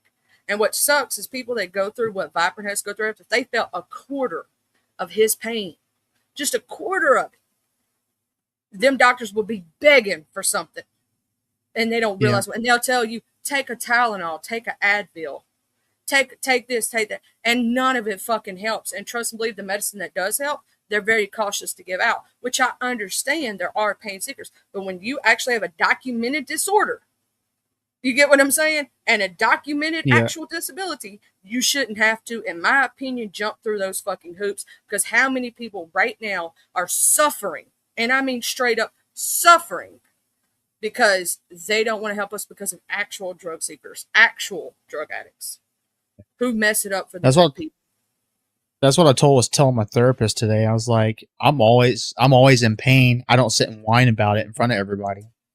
My legs are always hurting, my arms are always hurting, my head's always hurting, my joints and my nerves are always going crazy. I was like, but I'm not going to sit and cry about it. I was like, it has to be really bad for me to really take the whole, be completely out. And I don't even take meds. I refuse to take any type of pain meds because of my mental health problems. But because I have my lock boxes and stuff here, but I try not to have a reason to use the lock boxes and stuff. But I tell you what, when they went to court though, here's the thing: they went to court, and the lawyer that was going against my lawyer, saying that I can have a job, actually is in Texas, and he's like, I'm not gonna say my name, but he said Viper can get a job, he can sit and he can watch security cameras, like loss prevention or the casino. And I'm sitting here thinking, I was like, well, I'm thinking in my head, I was like, well, first off, Texas doesn't have casinos. So how the hell does he know anything about a casino? I worked at a casino for 7 years, 8 years or so, 7 or 8 years. And surveillance, that's not all you do. You have to write. You have to do a whole bunch of different stuff. You have to be on the floor. You have to do all this different stuff as surveillance. And one of my problems is I can't write anymore. I have these spasms with my hands and I can't write. Like, it's hard for me to do circles and all that stuff now. And, they were doing all they could to say I could do, like, oh, you could be loss prevention. I was like, yeah, but you have to walk around the store and follow people and get them arrested and all this different shit. That's more of a physical job than what you think I can do. And that's the thing is I do miss this. I do miss this stuff. I do miss being able to do this stuff. I even miss having a brain that works properly because my brain doesn't work properly anymore because I forget things all the time. And I can't do music anymore. That's the biggest thing. I can't fucking do music anymore. Viper, and I'm going to say this right here. If they had to live in your body for 2.5 seconds, they would try to check out. They wouldn't want to have to deal with what you have to deal with. And here's another thing that needs to be brought up. If I was your lawyer, I'd go, so let me ask you this question. And I go, what? I'd go, so if my client gets a job, who's going to make sure that my client gets safely in and out of the building, be ready to push my client into the room, take my client to the bathroom and help them if they need to go to the bathroom. On top of that, if my client is having a bad day and can't concentrate and their brain is fogged up, because this is what happens with MS, and they can't think straight and something bad goes down, how is my client, if they work security, supposed to stop the bad guy? What if my client is having trouble with his hands and can't pick up the phone and dial 911? Do you know what it's like when your hands don't work? So you're telling me that a place is going to be willing to work with my client and give him only days on his schedule that he's having good days. Do you know how many good days my client has versus bad days? Now tell me what workforce is going to hire my client and you make sure he has a job lined up, and then I'll make sure I take your advice. What company is going to hire someone who has to call out more than 20 days of the month? That's what I'd tell him if I was your lawyer. Because that's what my dad's lawyer, when he fought for his disability, my dad's got degenerative disease. He's got bone-on-bone knees, right? My dad's lawyer, they said my dad could continue to work because he had a tow motor operating license. And he was he had his operator's license. And this is at the time my dad was in a wheelchair. So his lawyer goes, so you tell me what company's going to hire my client, okay? They said, and take my client to and from his vehicle, help him get out of his vehicle, get into his wheelchair, get out of his wheelchair and into his tow motor, out of his tow motor and into the bathroom and back into his tow motor and back into his car. And you tell me which company is going to take the possibility that if my client falls or moves the wrong way, they're going to take that possibility to get sued. Secondly, so he's in a wheelchair. Who's going to make sure that he gets all the breaks that he needs? Who's going to be there to help him through all this? Is any company going to take that to hire someone else to help him in and out of the places that he needs to go? They couldn't answer. And my father got his shit. Yeah. Not to mention how many jobs, like I've done, like most of my almost all the jobs I've worked, I've done management, hiring, firing, and all that stuff. Who's going to hire somebody with those problems? And if they do hire somebody with problems, they can't do certain stuff, tasks, who's going to keep them on the shifts to get money, to get paid? Because they can't do this now. Okay, well, we're going to change your shift to this. Start cutting their hours down, then they don't have any hours at all to do anything. That's the problem, is like, I know I could probably do some stuff with working and stuff, but the problem is I can't consistently do anything.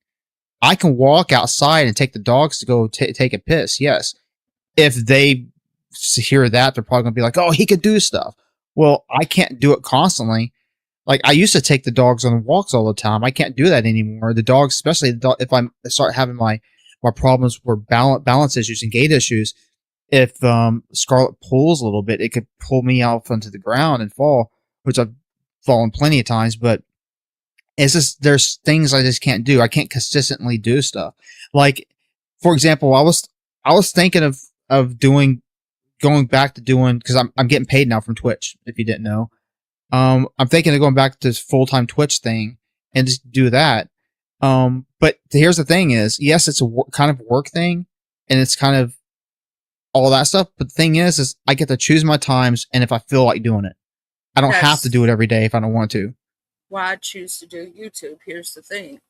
If I'm having a bad week, I'm having a bad time, I'm really sick, I'm not feeling good, I can choose not to do it. Same thing with you saying with Twitch. But here's also the thing. This is where disability should pick up a little bit, and I'm going to explain why. It doesn't cover our medical cost. We don't get insurance. You don't, like that's the main thing when you have these disabilities. You need good medical coverage, right? And you don't qualify for some things. And do you know how much I've looked on these low income things for medical insurance? Do you know how much they cost per month? $500-$600 a month. Who the fuck has that sitting around? Not me. Not I said. You know what I'm saying? That's the lowest one I found was $600-$700, and that's in Mississippi, the cheapest state to fucking live in. Try another state, it's going to be higher than that. Most of them are at $1,000 a month for a monthly thing. If you cannot work, you are disabled, you have a bad back, even if you're a streamer and you're first starting out, you're not making that kind of money.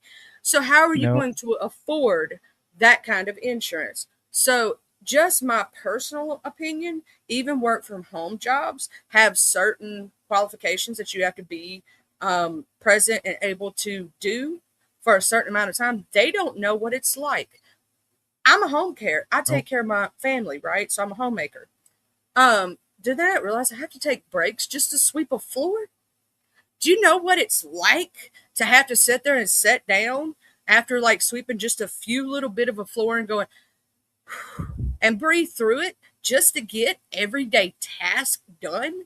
To be able to cook at a stove, you have to sit in a fucking chair. What job is going to give me that ability? To be able to stand up, sit down, move around when I need to, and do certain things just to be able to be normal. You know what I'm saying? They're not going to. They won't hire people like us because we are considered a liability. And you have to tell them the truth. But I mean, to be honest, while you two are talking, I don't mean to interrupt. I'm going to step down for a minute. I have to make a phone call, and then I'll be right back. Okie doke. All right. Okay. See you in a minute. To be honest, a lot of see you soon, dude. Peace. No. I think what I see around my area, at least, a lot of it also is, for example, I'm considered low income now. And so to get a low income place, for example, home, like if I lose this home, it's a waiting list for months and months, like 6 months or so. So like there is no low income places. So all these issues when it comes to, like somebody was talking about meds, like I still pay mostly all my meds, which are expensive as fuck too. And if I want to try and apply to get another insurance that can pay more for it or pay it all, it takes forever to do that. And so I see a lot of people that are on disability are on it for wrong reasons. They're not supposed to be on it. They shouldn't be on it. I've seen so many people, for example, and I know it sometimes it's me and that's why I'm not getting one, but what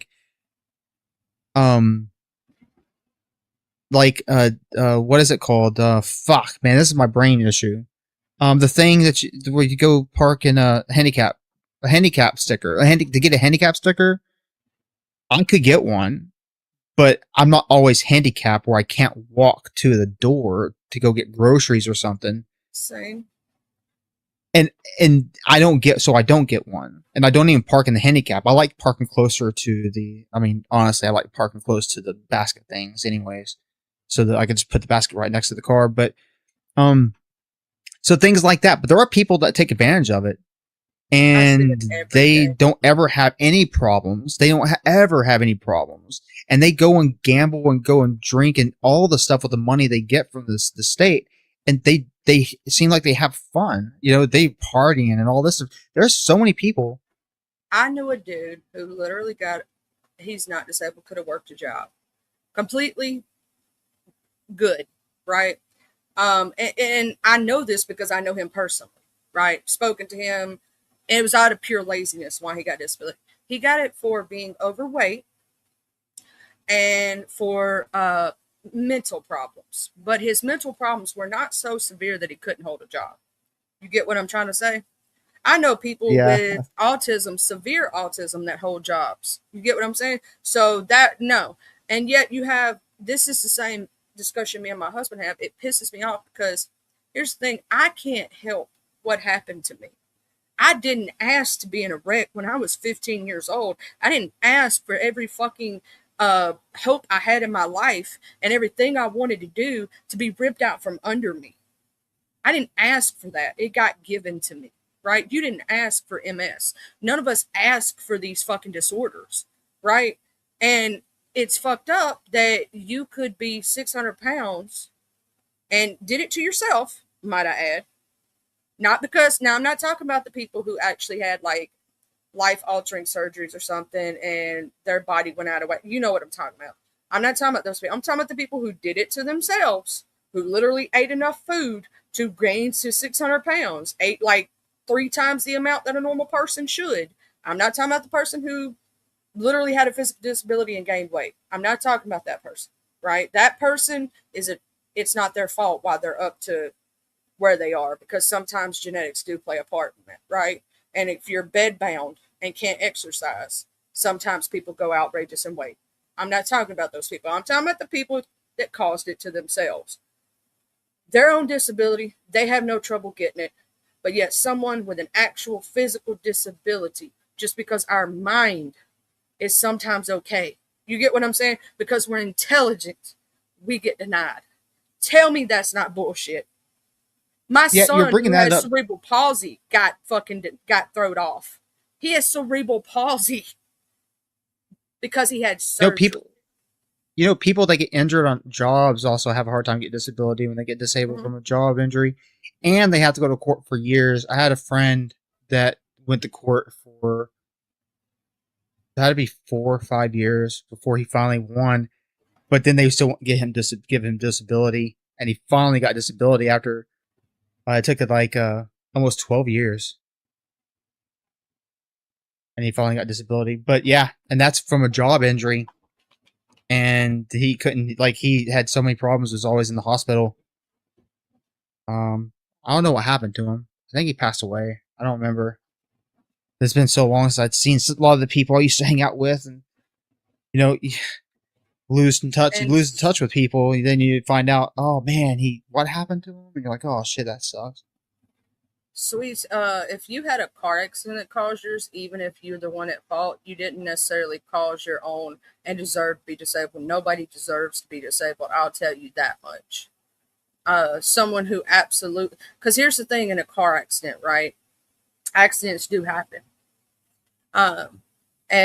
But I will say this, it's like, could you imagine living in a 15-year-old body, and at 18, when you want to go off to the military because that was your dream, or you want to go to the FBI because that was your dream, or every dream you've ever had, and all of it, you have to be a physical person, right? All of it, you have to go through a physical, and you can't do it because of something that was out of your control. How that would feel. Do you know how depressed I was for years because of that? And I worked through it. That was a huge ass depression. But no, baby, if you had an accident, no, it's not your fault. And you didn't deserve it. Don't put that self on yourself. Don't do that. Because I saw the picture of that accident. You're lucky to be here. And what I will say is, I thank God you're here, sweet. I thank God you're here. Even if it was your fault, accidents happen. You learned from that, didn't you? But now you're having to deal with something that you can't control. You can't fix it. There is no fixing it. I'm talking about physical disabilities that you cannot change, that we wish to God we could. Because I know if I had my choice, I would have had a normal fucking normal, I quote normal, spine, I know that Viper would have never got diagnosed with MS because he would have chose not to have it. If we could choose that, or you know what I'm saying, or to say the truth, Viper, and even without the MS, because of you talking about you breaking your coccyx when you were young and having the trouble with all the broken bones that you've had, you probably would still run into problems as you age. It just would have happened slower. Yeah, fuck aging, Yeah. man. I need to stay Fuck young aging. forever. I'm a vampire werewolf zombie. Come on, man. I'm telling you.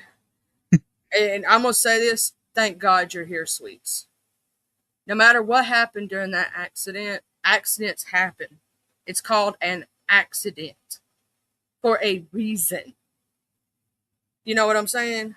Thank God you're still here, baby. I'm You want just to hear? proud. You want to hear a funny story? Would you like to hear a story of how smoking a cigarette saved my life? Okay, how did a cigarette save your life? Because this sounds like interesting as fuck. Okay, so I used to be a smoker. I smoked all the time. I'll smoke like 2-3 packs a day. I was working at the casino, Choctaw Casino. I did money pool, which money pool, if you didn't know, it's late night. You work overnight until the next morning. You pull all the money out of the machines and you load them up with empty money boxes. And then, of course, you go to the money room. You count all the money for the whole casino for every machine.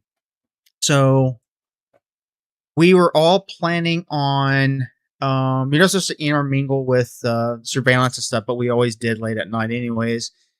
We were talking about doing a grill and grilling out on the side in the parking lot and grilling for everybody. So we were like, okay, let's see what we have. And they were looking for everything that we have. And they made a list of things they had to buy at Walmart. And they asked me if I wanted to go. And I was like, sure, I'll go. And so I ended up getting in my car and going to Walmart. So I went to Walmart and I went to go get all the stuff for the grill.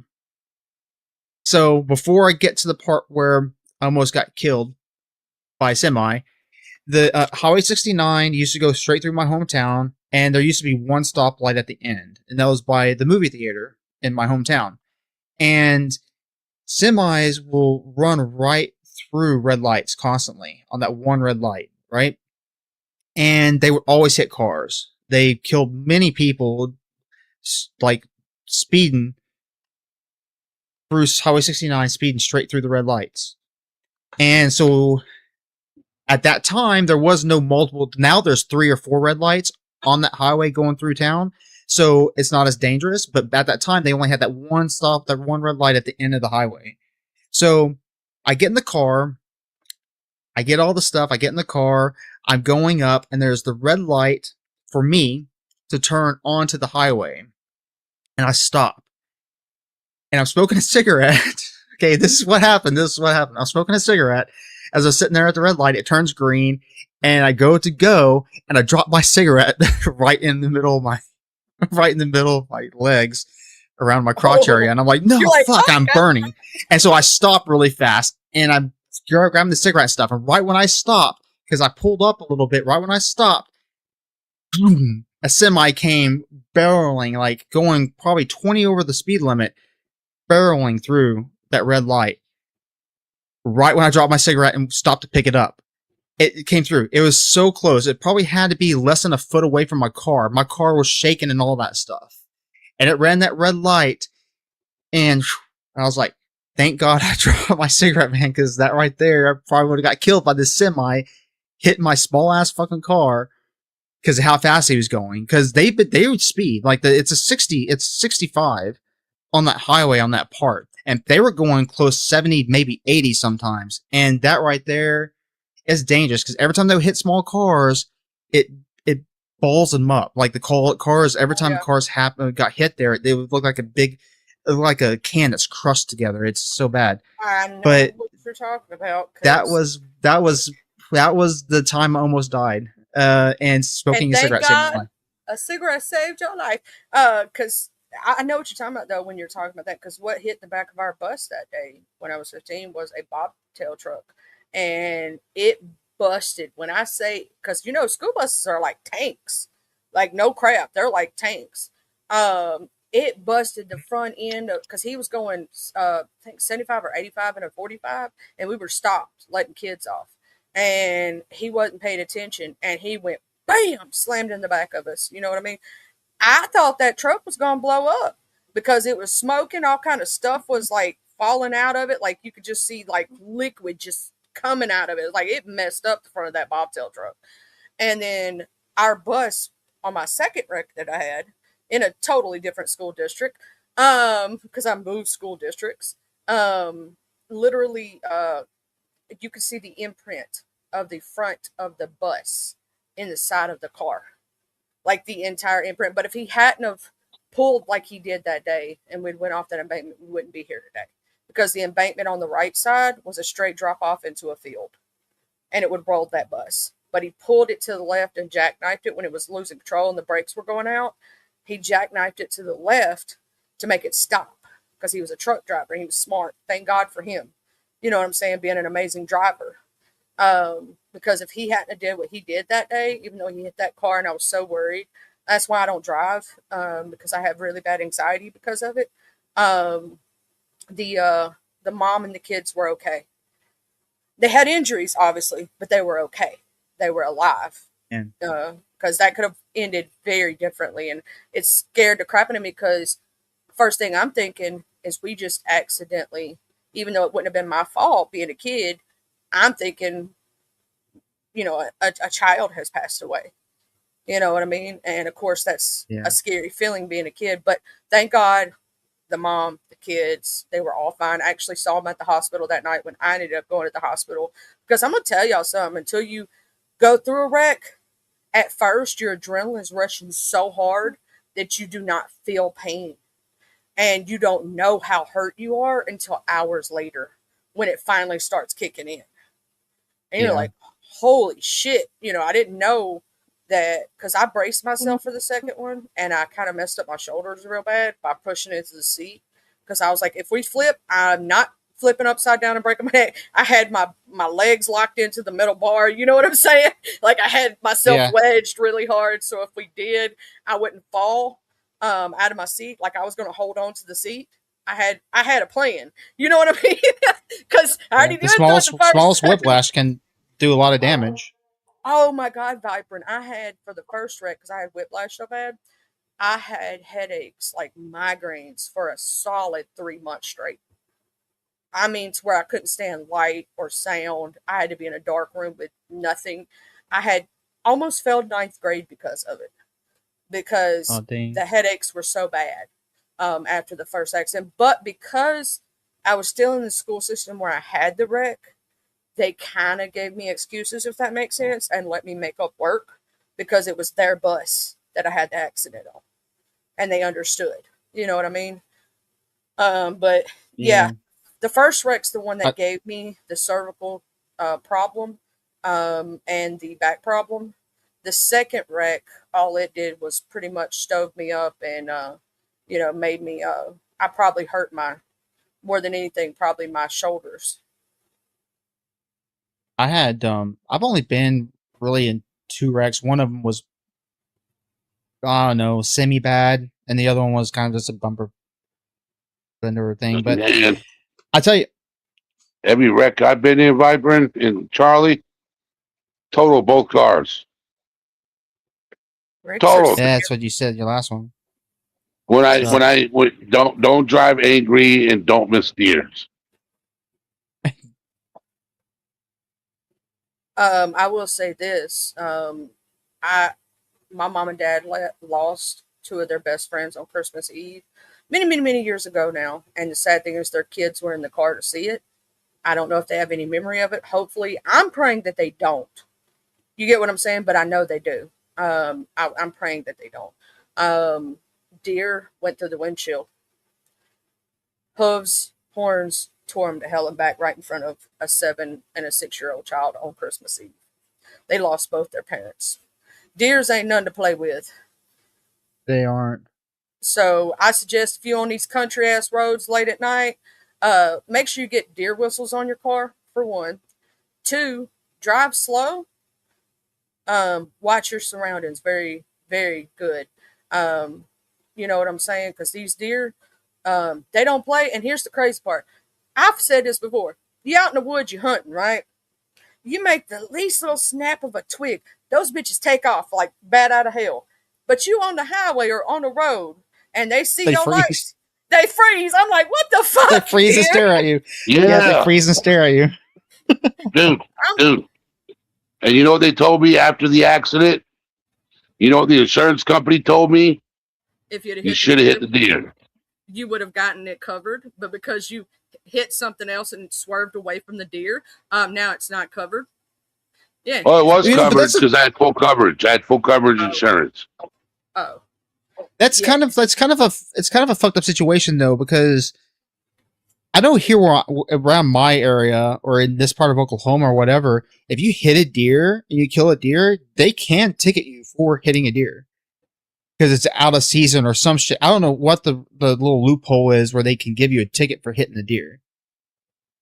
Even if a deer jumps in front of you, you can get in trouble for it. Okay, that's but when it comes to insurance purposes, you know, you can get the ticket, but when it comes to insurance purposes, the deer's not at fault. The deer's at Yeah, fault, not true. you.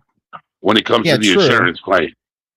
So yeah, you might get a ticket. Like when I went off into the woods and hit a tree, I didn't get a citation. Okay. Well, they So- gave you a ticket if you hit the deer though, in your area. I don't know. I don't know. I don't think so. Because I didn't hit the deer. I swerved and missed the deer. But the insurance company said you would have got more out of it if you would have hit the deer than hit the tree. Black ice in Texas caused it. That's what I would say. Black ice caused it, guys. I'm gonna So- tell you this: black ice is super dangerous down south. Yeah, People it's dangerous. laugh Right at here, us when we get like these little snow flurries because up north they get like real things like that, and they laugh at us. Go, oh, y'all can't drive in that. I'm like, yeah, but here's the thing: what you don't see that we do. That's not just Oh. snow. That's ice. Try driving on bitch. these curvy back roads in ice. Not the Oh, same thing. okay. This reminds me of another car accident, okay, that I got into. All right. And it wasn't my fault at all.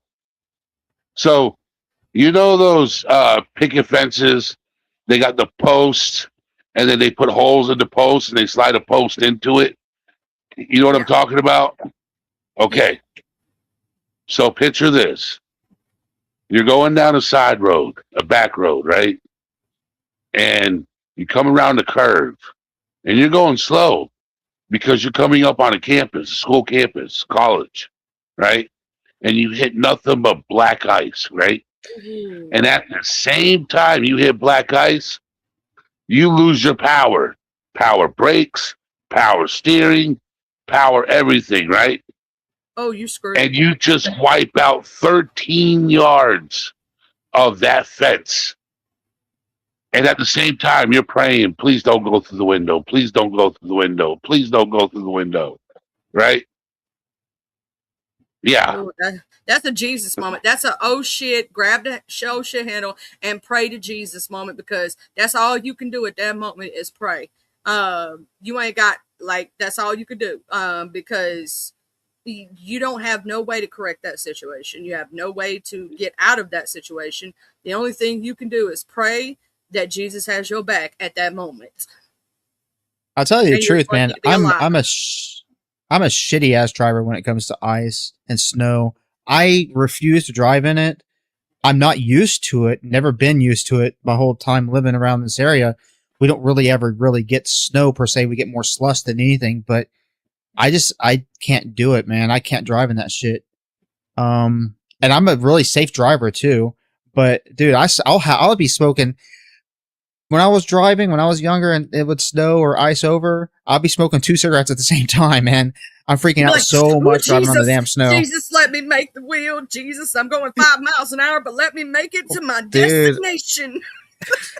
I swear, that's how I am. I'm like sitting there, 2 cigarettes in my mouth, sitting there taking my sweet time, going as slow as possible, even though people are passing me because some people drive like fucking bats out of hell and snow and ice. And dude, I cannot do it, man, for the life of me. My dad is an amazing driver, and my husband is from New York, so he thought it was going to be an What's up, awesome Kentucky? piece of cakewalk. We had a 4-wheel drive pickup truck with the good tires. You know what I'm saying? Not just street slicks. Guess what had happened to him? He went over one of them curves, hit that damn black ice, and his ass was in the fucking ditch.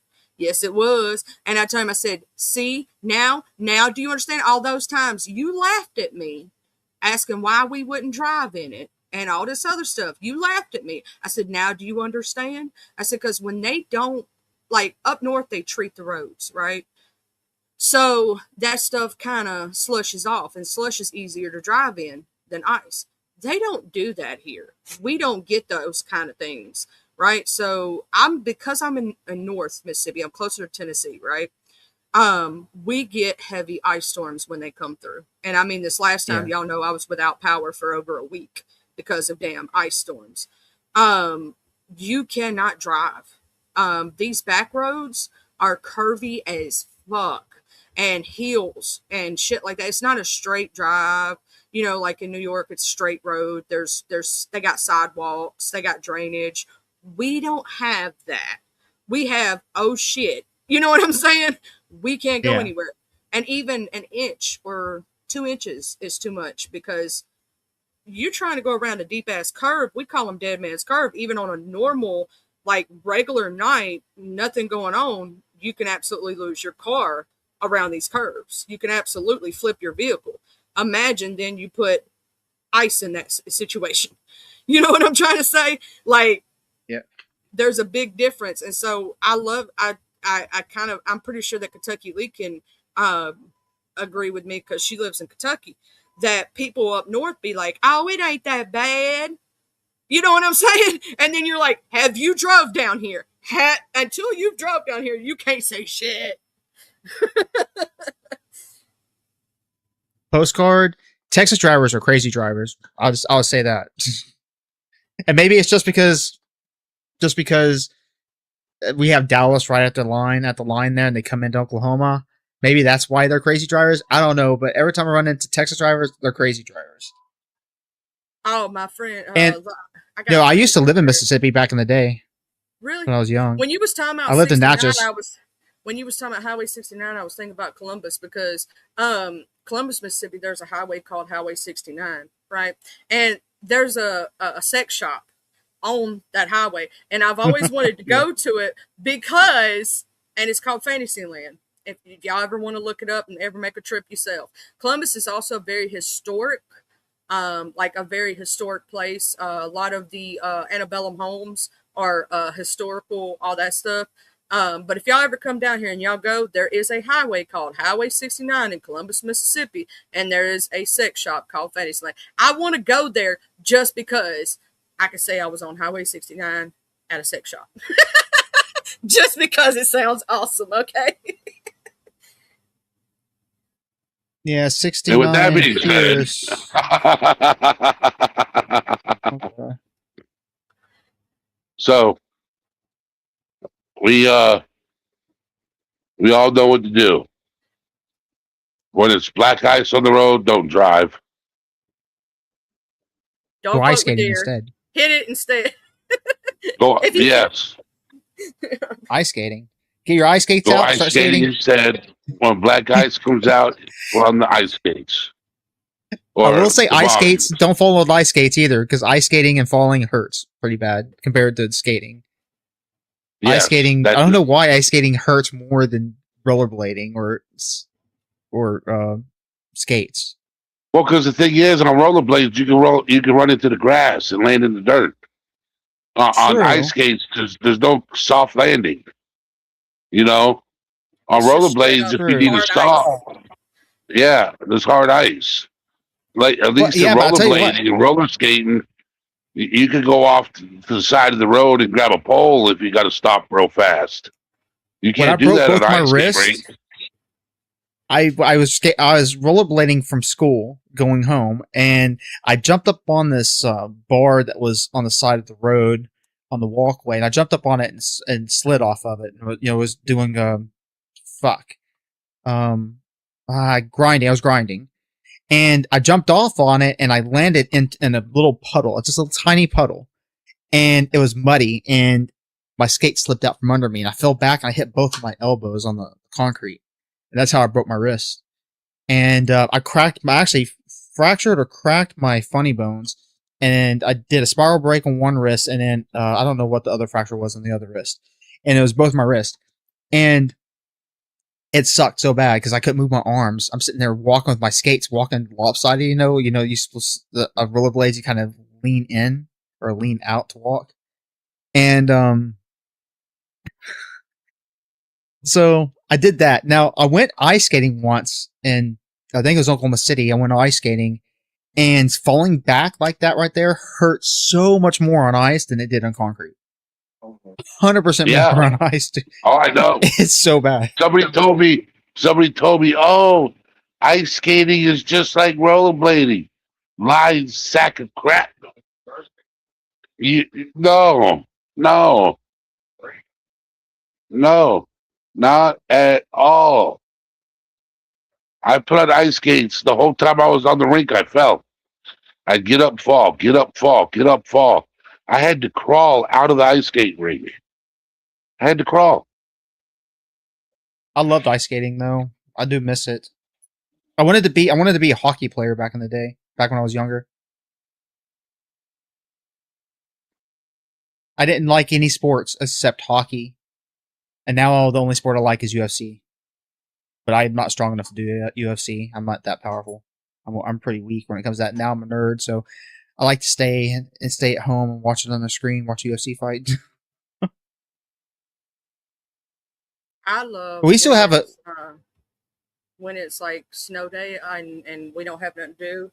I love getting a good old hot cocoa in a little mug, just like Postcard said, and just curling up with a good book or the love of my life, J Mo Code, as y'all see in chat, and just chilling.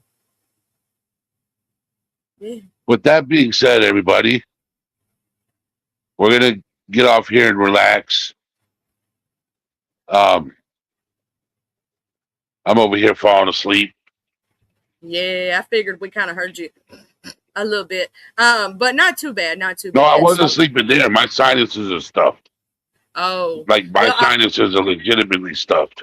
it's probably I'm just this gonna go damn play pollen. Windrose. I'm gonna go play 7 days.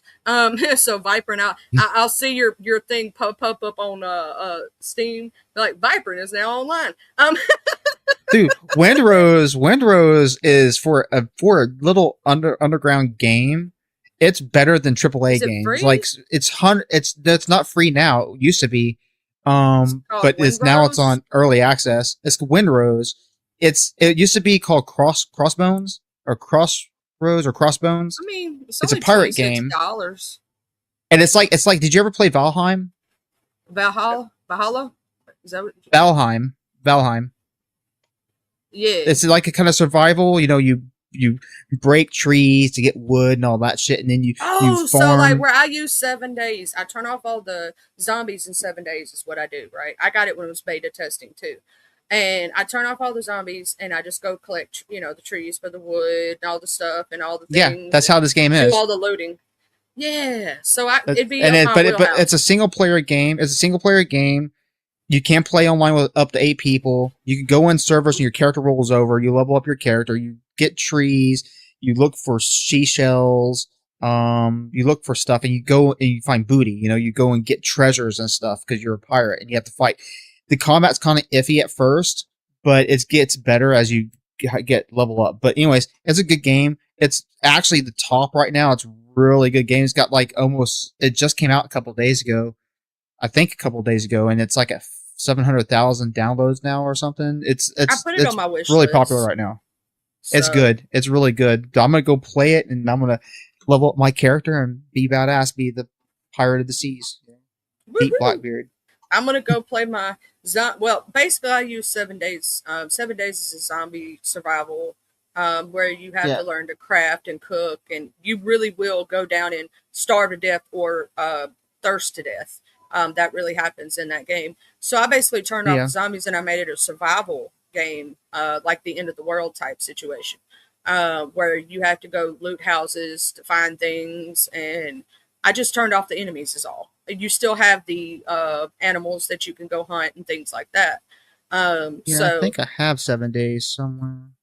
Might not have it anymore. I It's don't gotten know. a lot better since the original days, the beta. If you had any worlds, you'll have to recreate them, obviously. But it's gotten a lot better than what it was previously since they've released it on alpha now. But it's pretty cool. Mine's, if you ever want to join, mine's set to friends only, and we're friends. So if you ever wanted to, you can. Um, I just Oh, play I it for might only fun. have it on. It might be on PlayStation. I have it. I Oh don't yeah, have it you on don't want to play it Steam, I on. don't You don't think. want to play it on console. You do not want to play it on console. Trust and believe me when I tell you that. I played it on the Xbox. Oh my god. Oh god, it's better on PC. Way better on PC. Whew. But Well, that's Wind what I'm Rose gonna is a go to. good game if you ever want to try it, man. There's a lot of videos out right now. You can watch gameplay and stuff of it. But You get to go in your ship and do ship battles and stuff. I did save It's so it, fucking cool. so when I get it, if you're playing, if you want to like just play together and chill out together, when I get the extra money or whatnot, I'll buy it.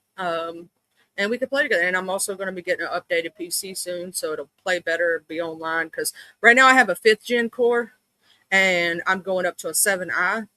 I'm going up to a 5070. When it comes to, I'll tell you all about it, Viper, later, because I know I don't want to bore the other people around us. Me and you talking geeky shit. But I do want to say, call me queen after this live, boo. I got you, girl. I got my Instagram pulled up on my PC so I can answer, and I love you. And Huggies, Kentucky Lee, and working at the car wash now. Oh, oh, oh, oh. Have a good night, Kentucky Lee, beautiful. We done Good night, bored Mr. everyone. Eddie to sleep. He's almost asleep again. All right, guys. With that being said, well, the thing is, See what had happened was in retrospect. We love y'all. Huggies. and don't drop down, Viper. I got something to tell you.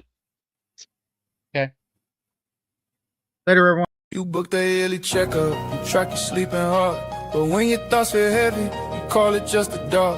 You smile in every photo, but shake when lights go down. You joke so you can hide it, afraid you let them down. Let's break the stigma, let the truth shine through. It's okay to check your mind, like your body too. It's okay to be mental, speak up, be seen. Break the silence, snap the chains, we can all be free. Let's break the stigma, say you're not okay. Reaching out is brave, that's how healing finds its way. It's okay to be mental, speak up, be seen. Break the silence, snap the chains, we can all be free. You scrolling through the stories, someone says they're not alright. You feel that same old pressure to always say I'm fine, but shaking hands on Sunday and crying in your car don't make you weak or broken, they show how strong you are. Let's break the stigma, let the truth shine through. It's okay to check your mind, like your body too. It's okay to be mental, speak up, be seen.